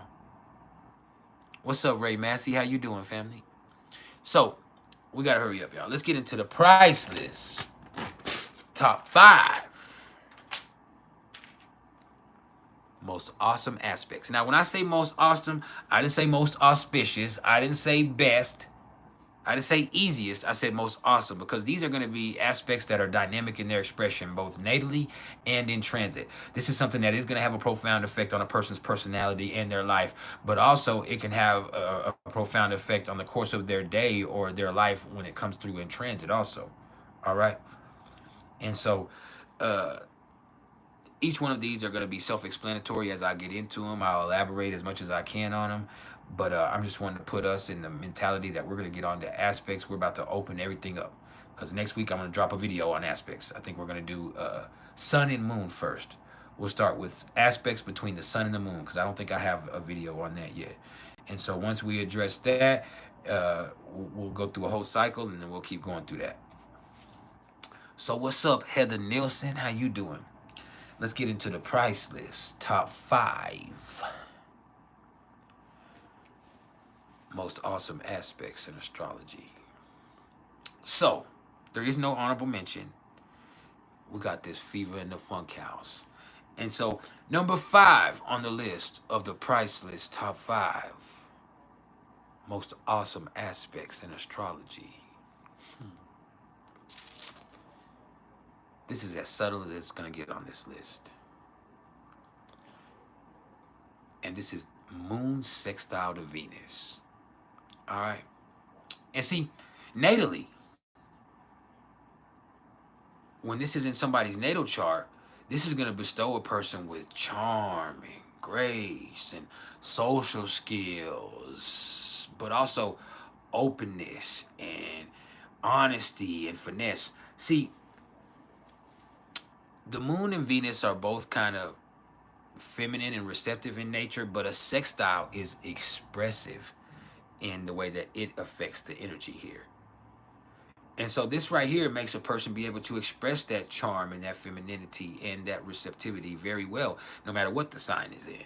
Now, in other ways, this is going to make this shit be a little bit smoother when you see it come through. And even when it's signs like fire signs and air signs, this could be Aries and Aquarius, or Leo and Libra. Think about how much finesse can come with Leo and Libra.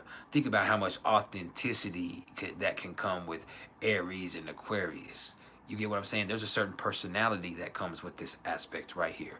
And so when you see this play out in a person, this definitely plays out dynamically within their personality.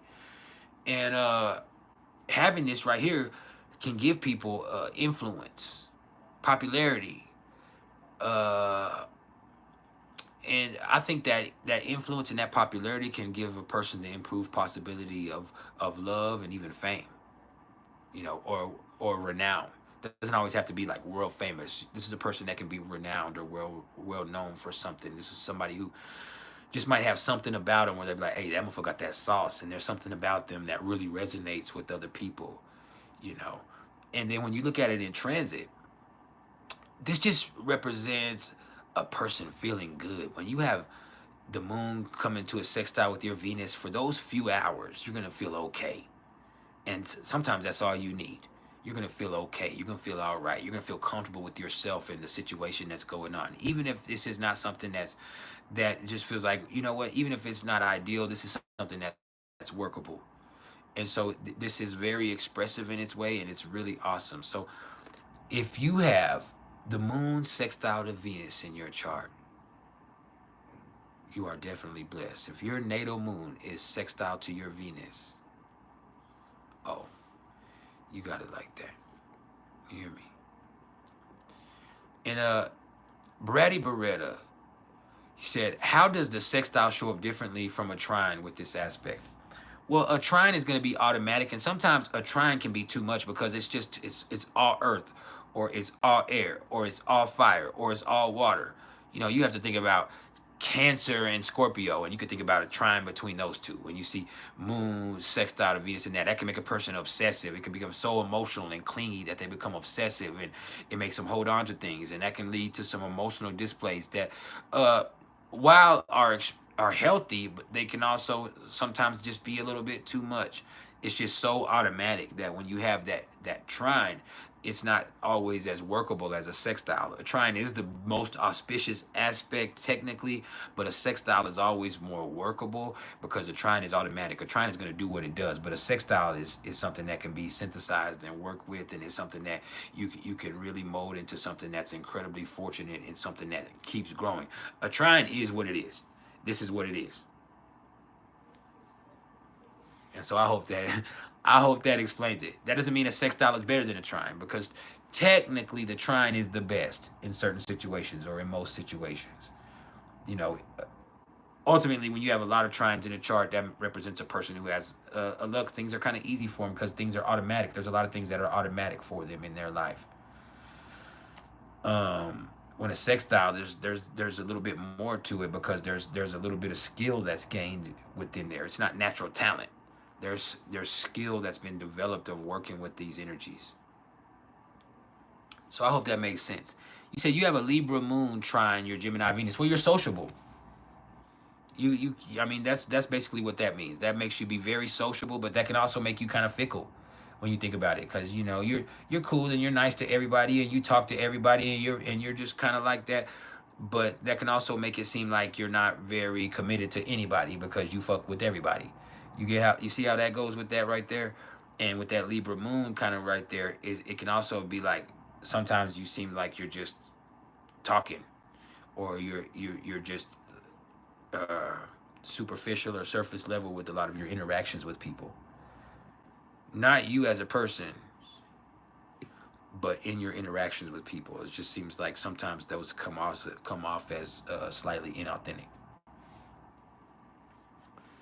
So I hope that answers that. I hope that answered that for you. Smile right now. Do I think I could beat a lion in a 1-versus-1? No. My mind says yes, but I have a lot of bravado. But physically, no. The lion is too fast for you and too strong. The lion is gonna be all muscle and all strength and all power. It's gonna one slap, it gets a hold of you. It's not gonna be healthy.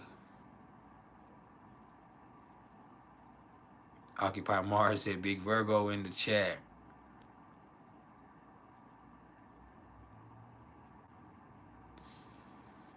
But yeah.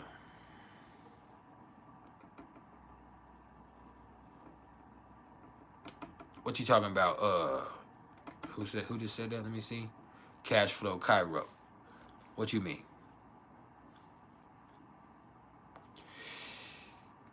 Now, with the moon sextile to Venus, man, it's like in transit, it's just a good or comfortable feeling from the inside out that can help in a multitude of ways in a day. Like you feeling all right, you feeling like, okay, I can, whatever's going on, I can work with this. You know, that's incredibly helpful. It can help you have a good day. It can set the tone for a day. It could change the course of a day. You could be having, you know, a rough day, but when the moon comes into that sextile with your Venus as that approaches, it just feels like something that could work out. Eventually, you know how to work it out. And so it is something that can work out very favorably for you, and it should, you know. And even if it doesn't, it's not going to hurt you. There's something that's going to come from it. Something productive, at least. And then, ooh, that's good. And none of y'all send me a Christmas gift. Y'all need to send me a Christmas gift to that Cash App right there. That's pinned right there. Y'all need to do that. Or the super sticker, the super thanks to the super chat. I'm feeling fucked up with y'all. For real. But all of that, my moon sextile to Venus is number 5. Now let's talk about number 4. Number 4 on the list of the price list, top 5 most awesome aspects in astrology. This work is crazy.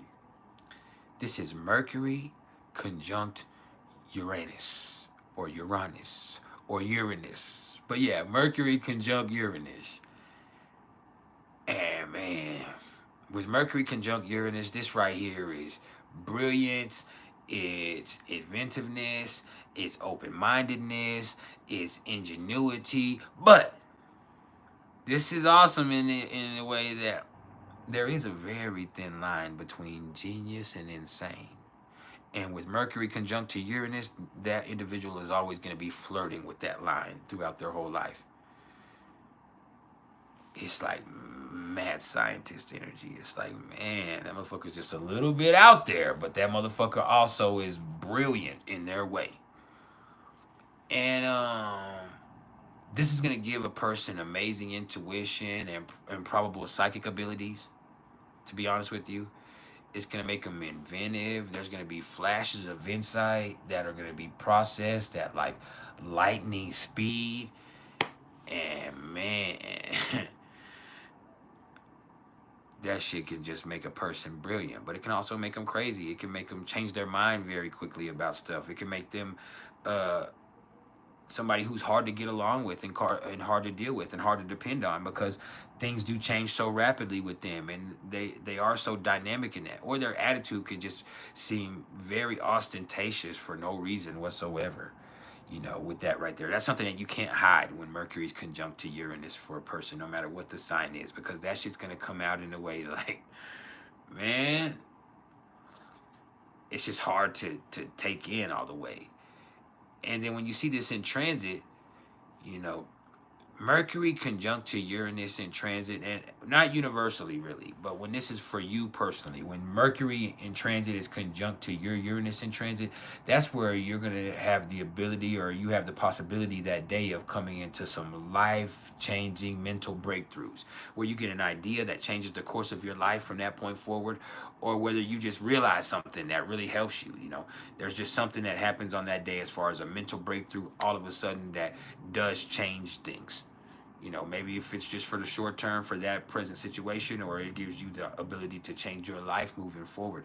This is something that does come off dynamically, and a conjunction is always going to be dynamic. You take Mercury and Uranus is actually the higher octave of Mercury in a lot of books that I've read. And so this right here, just you take that right here, and it just like blows a person's perspective wide open. And it just all of a sudden makes this person's mind a wild card. And so just as much as they're subject to say something inventive and helpful and crazy, they're also to say something bizarre and to say something shocking and to say something out of pocket. This is something that also plays out within their personality when you have Mercury conjunct to Uranus. Is a person that can very easily come out of pocket with the things they say and the way that they conduct themselves in situations. All right, and it can be like that when you're dealing with the person in transit that's having this going on. It's just like all of a sudden you said something today, or you spoke your mind on something that you would never say, or you had an idea that came out that just upset the apple cart. You killed the goose that laid the golden egg. Maybe you switched from a productive course of action to a non-productive one because it's like all of a sudden things change. And all of a sudden you're going to go against the norm. So all of a sudden you're going to go against the grain. All of a sudden you're going to do it differently. All of a sudden it's just boom. And so instead of being a person who thinks in stark contrast to the way everybody else thinks collectively, but that can be something that helps the collective, this can also be one of those situations where a person alienates themselves because they're unwilling to try to look at anybody else's point of view, or to try to accept anything but their own unique perspective. And so this is one of those things that plays out dynamically, both positively and negatively, but it is something that is going to definitely play out within a person's personality. It's one of those aspects that really stands out in a way that a person conducts themselves and expresses themselves. So yeah, hit the like button if you haven't hit the like button yet. Hit the motherfucking bell icon to be notified when we come on again. Subscribe to the Tribal Council. It ain't nothing but $5 a month. If you really fuck with this channel, if you really down with us, subscribe to the Tribal Council. That's how you show the support. We should have 850 members in there. Once we do that, we can really start giving away free stuff. We can start having a Tribal Council member come live with me once a month. And I'm telling y'all, next week, I plan on coming live with my sister, Queen Machete, next Monday or next Wednesday on New Year's Day. I think I'm going to feature my sister, Queen Machete. She's going to come on and talk about monetizing your social media experience. She's going to talk about astrocartomancy, living in lunar synchronicity. She's going to talk about how she created Star, and how you can yourself build a community that's blossoming and separating for you, and how you can just step into your power and step into your energy, and then also profit or prosper from that. And so we will be coming with her next week. All right, so y'all can look forward to that. And y'all make sure that y'all, as mods, y'all stay on these people that are disrespectful, because I don't want them disrespecting my sister at all. Because she is the type of person that pays attention to the chat. I am not. We're both Mars and Capricorns, but she's not. She takes it. She's an Aries, Leo sun. I mean, she's an Aries sun, Leo moon, Leo rising, Black moon, Lilith, and Leo in the first house. So she takes things personally. She is like that. That's how she is. For me, I don't trip like that all the time. So I do look forward to having her on, though. We are going to come, and then once we start getting more Tribal Council members, the more we can do, and then we can have members only content. Because I'm trying my hardest to fight to be able to do the things that I do for free for y'all in certain ways without giving. Because y'all know my lady's a Capricorn. She said yesterday, she's like, you need to just not go. You only need to go live to the Tribal Council, to the people that pay, and only answer questions to them. And you need. I'm like, I'm not gonna do that. Like, that's not right. And she's like, it is right. You've been doing this for so long. People need to pay you for your energy. And I'm like, okay, Capricorn. We're going to just pipe down with that shit. It's my business. I had to check her. And not in a negative, like a disrespectful way, but like, hey, this is my business. I do this how I do this. I have been successful in doing this for years. What you need to do is worry about going up there and being the best nurse you can be at that motherfucking doctor's office. And I'm going to mind my business. But yeah, y'all make sure y'all join the Tribal Council. Like, I just find the join thing. It's $5 a month.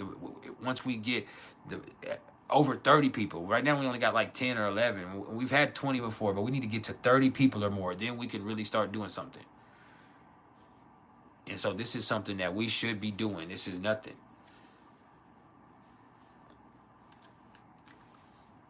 It's $5 motherfucking.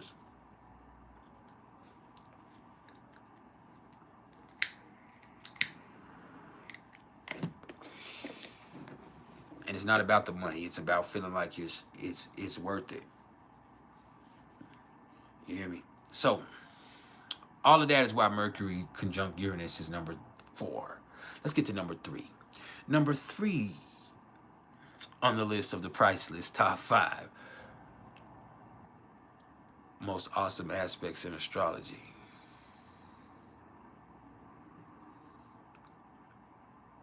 What's up, username? You said you need a little bit of advice. Ask your question.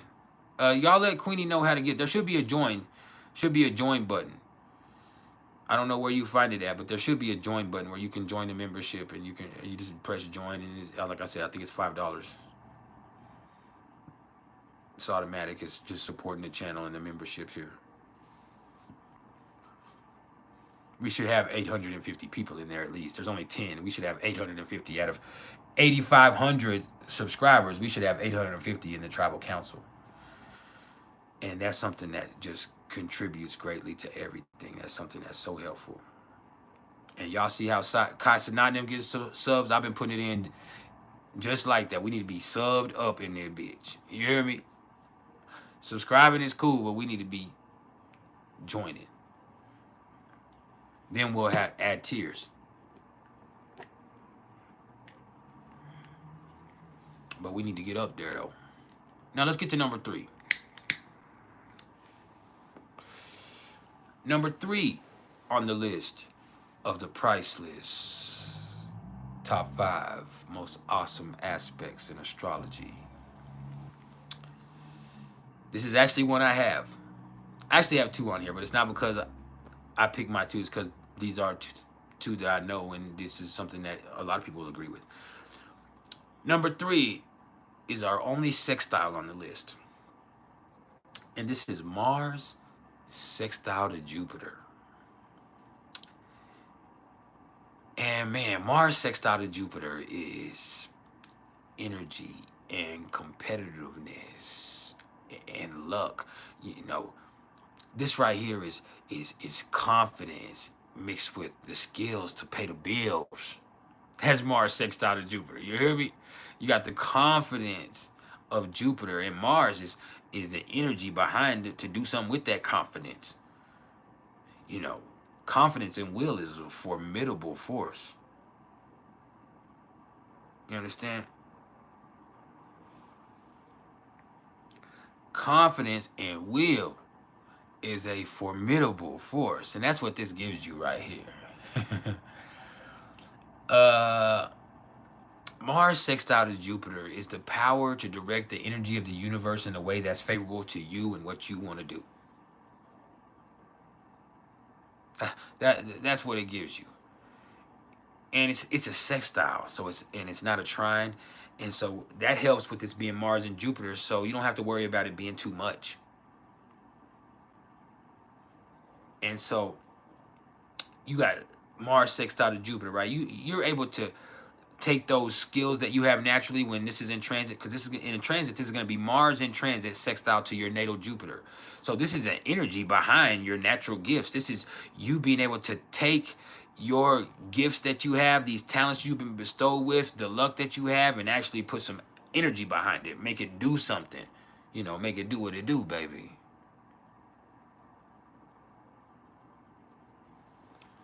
What's up, Nevaeh? How are you? Which Nevaeh are you? Are you Nevaeh, just the Vibe Tribe member Nevaeh? Or are you my daughter Nevaeh? I have a daughter named Nevaeh, so I need to know that.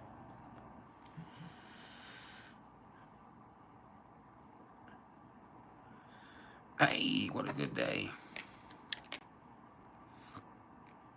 Hold on. What's this?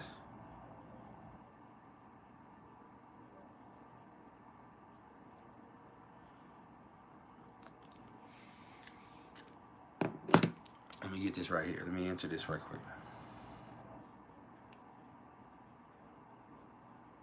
Tina Clever, you have Mars trine to Jupiter. That's good too. Mars trine to Jupiter is one of the best manifesting energy, but Mars sextile to Jupiter is more easy to work with. It's not always too much, and yours isn't always too much, but it can be too much. With a sextile, it's not going to be too much. It's not going to appear ostentatiously. It's something that actually comes a little bit more subtly than that trine, and so that trine, it can be fucking dynamic. That trine That Mars trine to Jupiter is a lot of fucking energy. You know what I mean? But this sextile, it's a lot of energy, but it's something that's workable with. You can work with this. It's not gonna overwhelm you.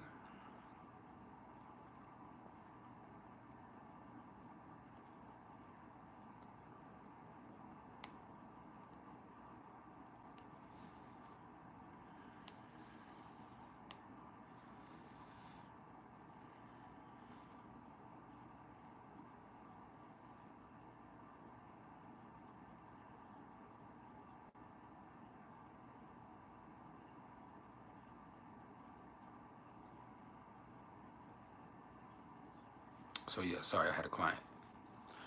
But yeah, Mars sextile to Jupiter is great, man. And in transit, that's just a day where, like I said, this is Mars coming in where you can take whatever natural talents or gifts you have or luck you have, and you can put some action behind it. You can put some energy into it, and this can actually be something where you can make it really, really be helpful for you. You know, so that's awesome in its own right. So that's why Mars sextile to Jupiter is number 3.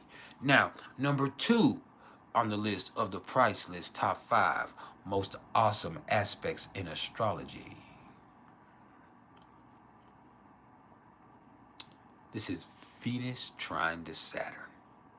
Oh, this is one of the most beautiful aspects that there are in astrology, because this right here in the natal chart is going to bestow the native with loyalty and tact and social skills and business savvy and work ethic and patience and morals and money management skills. I'm talking about active talent in money management, natural talent in money management.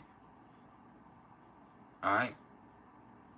If it's fire, it gives them a little bit of passion, but there's discipline with that passion. It's like, oh, this is something that's directed. It's not wild. See, with Venus trine to Saturn, a lot of them are the type of people who like to take their time to make sure things are right, to do things the right way, whether it be relationships, whether it be business interactions. They're the type of people who take the time to make sure it's being done appropriately.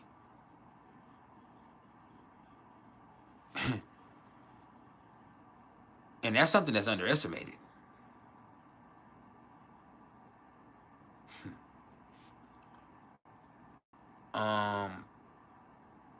It means that they're not going to jump into something unless they're sure.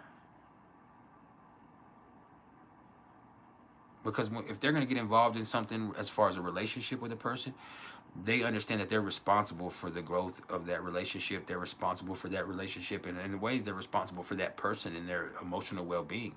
And so that's something that they take seriously. That's something that they act, and even if they don't take it as seriously as everybody else, they think about it. When you see Venus trine to Saturn in fire, even, you could say it's, let's say, Venus in Leo trine to Saturn in Aries. You can just see where a person right here moves.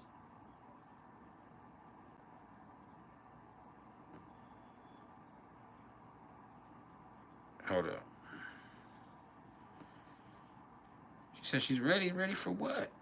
Sorry, this is where you're gonna see a person who they move with purpose, deliberately. What the fuck?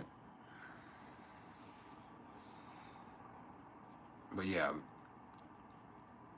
Venus trine Saturn makes you take your time with people. It makes you,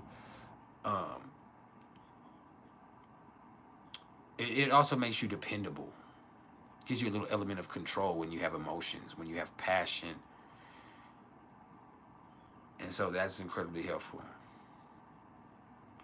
Why is this old lady half-ass naked out here? Y'all, I don't understand that. Like, she got to be an old freak. Sorry, I'm looking out my window. I need to stop. But yeah, like, I just don't understand. Like, why she be out here half-ass naked like that? What she want is some young meat. That's what she want.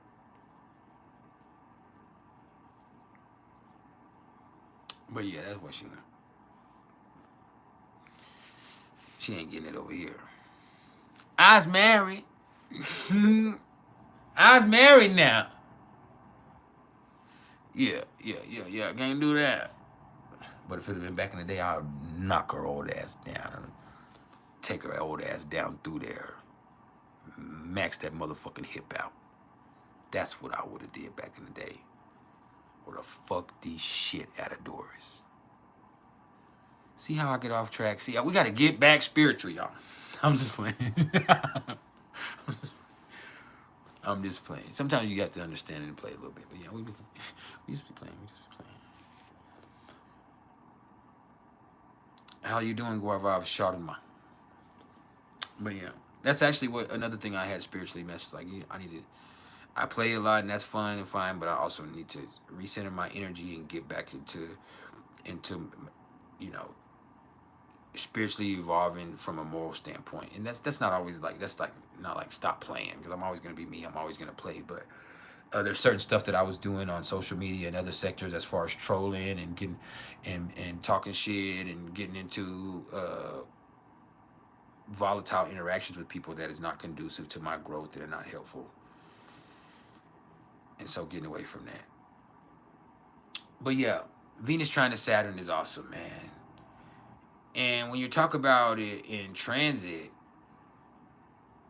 that's just a day where you're reminded of your responsibilities, or it's a great time for commitment. Like, you know what, I'm committed to this. This is where you really say, hey, this is where we're gonna put this in. And if you really are willing to put that commitment in, this is where you are gonna see great results for the commitments that you put in also. And so this right here is like, hey, work and then receive rewards from the work that you put in, because it's a natural process. If you put the work in, you get the reward. That's how Saturn operates. If you put them hours in, you're gonna see that money on your paycheck. All right. Everything else is speculative, but the truth is, if you have that job and you're working your job, if you're being paid hourly, if you put them hours in, you're gonna get that in the paycheck.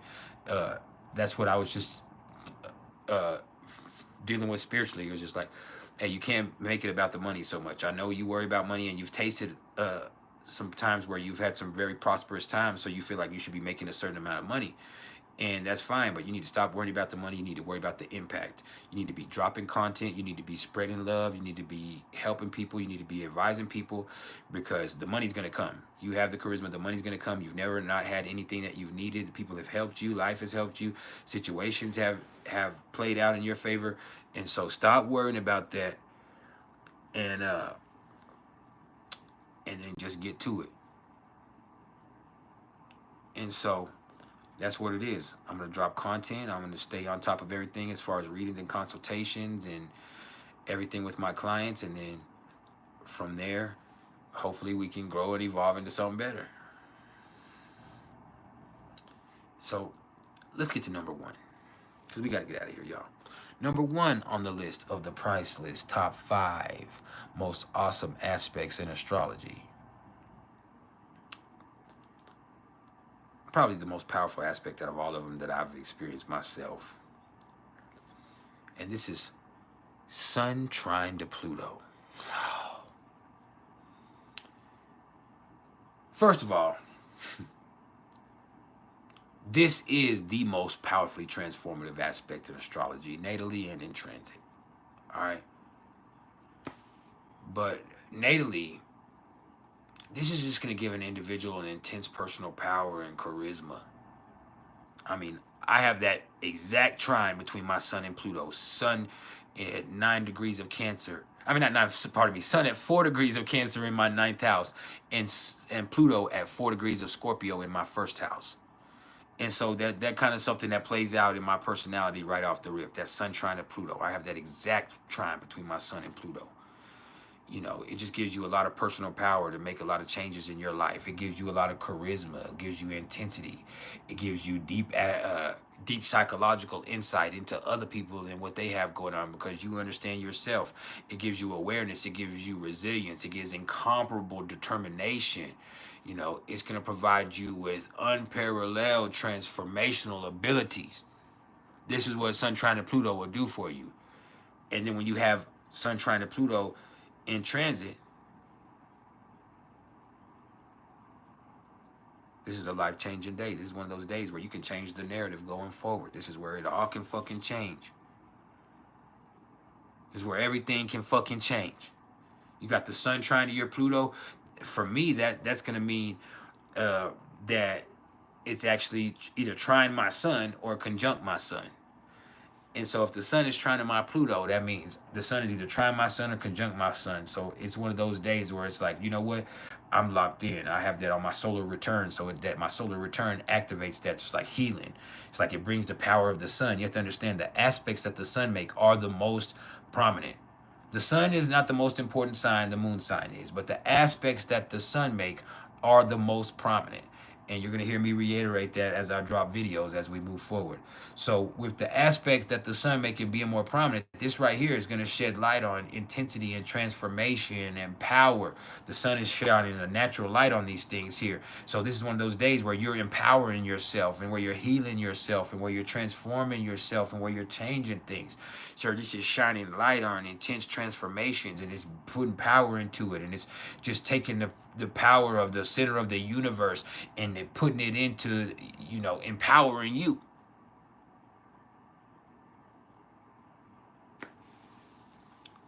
Shisha, you said, is it a sextile? Is it too much? No, sextile is good too, but just the sun sextile Pluto is a great aspect too, but sun trine Pluto is just this is something that's natural right here, that to the point to where it's like you can't help it. A sextile is something you work with. You can do this. You can this. So when we talk about the dynamic energy of this, when you have the sun trine to Pluto, this is where it's just gonna happen. Like circumstantial, energetic, all of that shit. It's gonna happen.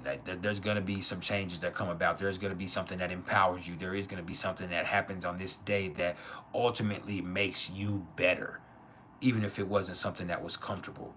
You're taking the power of the sun here and the center of our whole solar system and the thing that holds us all together, and you're taking the energy of that and you're directing it towards intense change and towards empowerment and towards depth. Not just death, but depth and regeneration and rebirth. And so this is where you recharge your spirit. This is one of those times where you have in transit, you have the sun trine to Pluto. This is where you power up. This is where you you Super Mario, you get big. You hear me?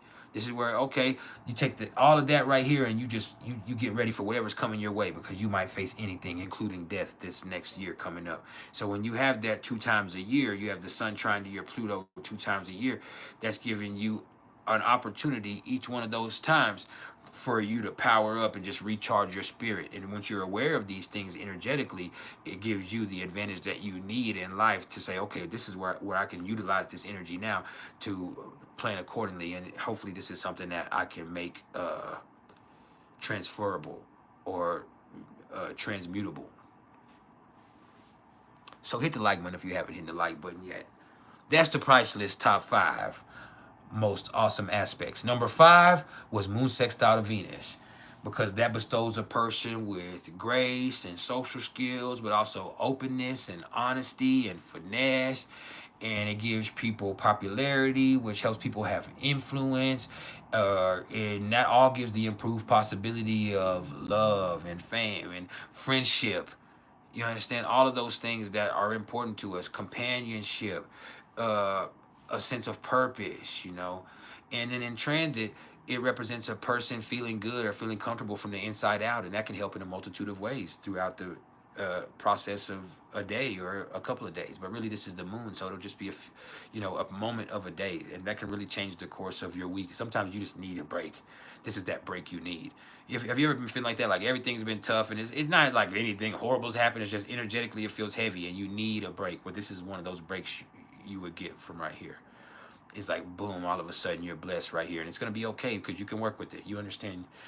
All you needed was something positive you can work with. And now you have something positive and you can work with that. You see how that plays? Now, number 4 was Mercury conjunct to Uranus, because that's brilliance, it's inventiveness, it's open-mindedness, it's ingenuity. But it's also representative of that thin line between genius and insane. That is very dynamic and it is very expressive. It's amazing intuition and it's probable psychic abilities. But you also have to understand, sometimes people are psychic and we think they're crazy, and sometimes they're crazy and we think they're psychic. You see how it goes? So it's a very thin line there. And these are flashes of insight processed at lightning speed. And in transit, this is one of those opportunities for life-changing mental breakthroughs. You know, whether you realize something, whether you confirm something, or whether you invent something, or whether you have an idea that changes the course of your life or changes the course of whatever's going on in the world. These are world-changing events that start in your mind. Mercury conjunct to Uranus. Now, number 3 was Mars sextile to Jupiter. And this is just energy, competitiveness, it's luck, it's confidence, it's the skills to pay the bills, it's will mixed with confidence, which makes something indomitable energetically.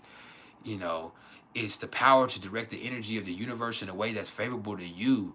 And it's your sextile, not a trine, so it's not going to be too much. It doesn't appear ostentatiously. You can work with it. And when you have this in transit, you have Mars coming to this. This is where you're able to put action behind the natural gifts that you have. And so this is the perfect time for you to utilize the natural blessings or gifts that you have and really take this and make it employable or applicable into your life and make something good come from it. And then number 2 was Venus trine to Saturn. And in a natal chart, that's loyalty, that's tact, that's social skills, business savvy, it's work ethic, it's discipline, it's patience, it's morals, and it's talent and money management. All of that. That's somebody who's also going to be dependable because they're going to do what they say they're going to do. Their word matters to them. If they make a promise or a commitment to somebody, that means something to them. They're going to follow through on that. They are a person of their word to the fullest, and that's something that is rare these days. And a lot of them are just the type of people who take their time and do things right when they're dealing in relationships or business. And in transit, this is something that can really help a person commit to getting it right. Whether in their relationships or in their business or in life in general, this is one of those days where, hey, I'm making a commitment to making this better. I'm going to put the work in, and I expect to see results from this getting better. And that's something that's going to be incredibly powerful and helpful for them. Just a second. Then number 1, because we got to go, y'all. Number 1 on the list was Sun trine to Pluto. And like I said, that's the most powerfully transformative aspect that we have, natally or in transit. But natally, it's just intense personal power for a person. It's magnetism, it's charisma, but it's also deep psychological insight, resilience, incomparable determination that's going to provide a person with unparalleled transformational abilities. And then when you look at it in transit, it's just utterly life-changing. So that's everything I have for y'all today. That's the PrIcElEs top 5 most awesome aspects. This has been an awesome session. We've been here for 3.5 hours. I gotta go. I appreciate your love and support. If any of y'all are interested in any astrological readings, don't ever get at me in my comments. Get at me in my email, which is mr.turner1300@gmail.com. That's natal chart readings. That's synastry readings. That's solar return readings. You heard me? That's Pluto through Aquarius transit journey readings, where I look at Pluto's journey through Aquarius over the next 20 years. And I assess all of the aspects that Pluto makes to your personal planets over the next 20 years. And not only do I give you interpretations, but I also give you specific dates and time frames for every aspect that Pluto is going to be in with your personal placements. So you'll know when this is happening through a 20-year span. I'll give you dates over 20 years that you'll be in aspect with these certain things. All right. I also do consultations, hour-long blocks of consultations where we can get on the phone and talk about whatever you need to talk about. If you have questions, you have stuff you want to look at as far as compatibility, whether you have stuff you want me to look at in your chart, whether there's a specific date you want me to look at and check out for you, whatever it is, I offer those.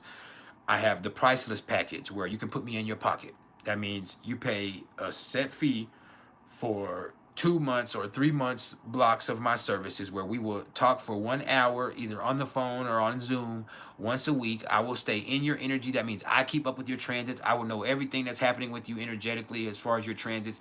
When we get on the phone, I'll tell you what's going on with your transits. I'll give you insight and I'll answer any questions that you may have. Look up anything you want to look up. But I also will just make sure that I keep you on point on what's coming up for you also energetically, and then we can try to fit that and help you play to your advantage.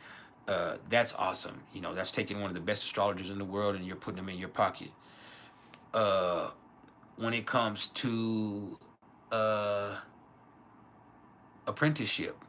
I'm actually waiting for my one student. So, and I told her I was gonna wait on her. So that is closed for the moment. I might open it back up next month, but for the moment, that's closed because I'm waiting on Surrey Moon. You know, OG Bible Tribal Council.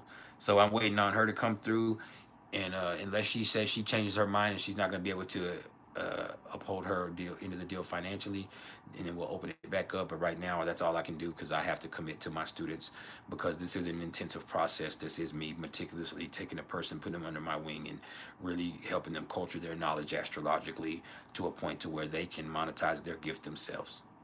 So get at me if you're interested in any of those. I offer them all in audio recordings or phone calls or Zoom sessions. All right, send me an email. I'll send you a price list. Y'all can get at me. Y'all should be joining the Tribal Council. That's right there, the join tab. It's $5 a month. Join the Tribal Council. We need to get up to at least 80 people. We're going to start 30s. We'll start doing members only stuff and the perks will kick in. But when we get to 80, that's when we can really have a community for there. And then I'll really be able to afford to do some different things production wise. If we can get to 850, which is just a tenth of our whole fucking subscriber base, which we should be able to get to, then we should be able to afford all types of things productively. We can go do this anywhere. We can have meetups. We can do things. And so this is where we have to go with this right here. So I appreciate everything. I love y'all. I'm going to go spend the rest of the day with my family. We're out.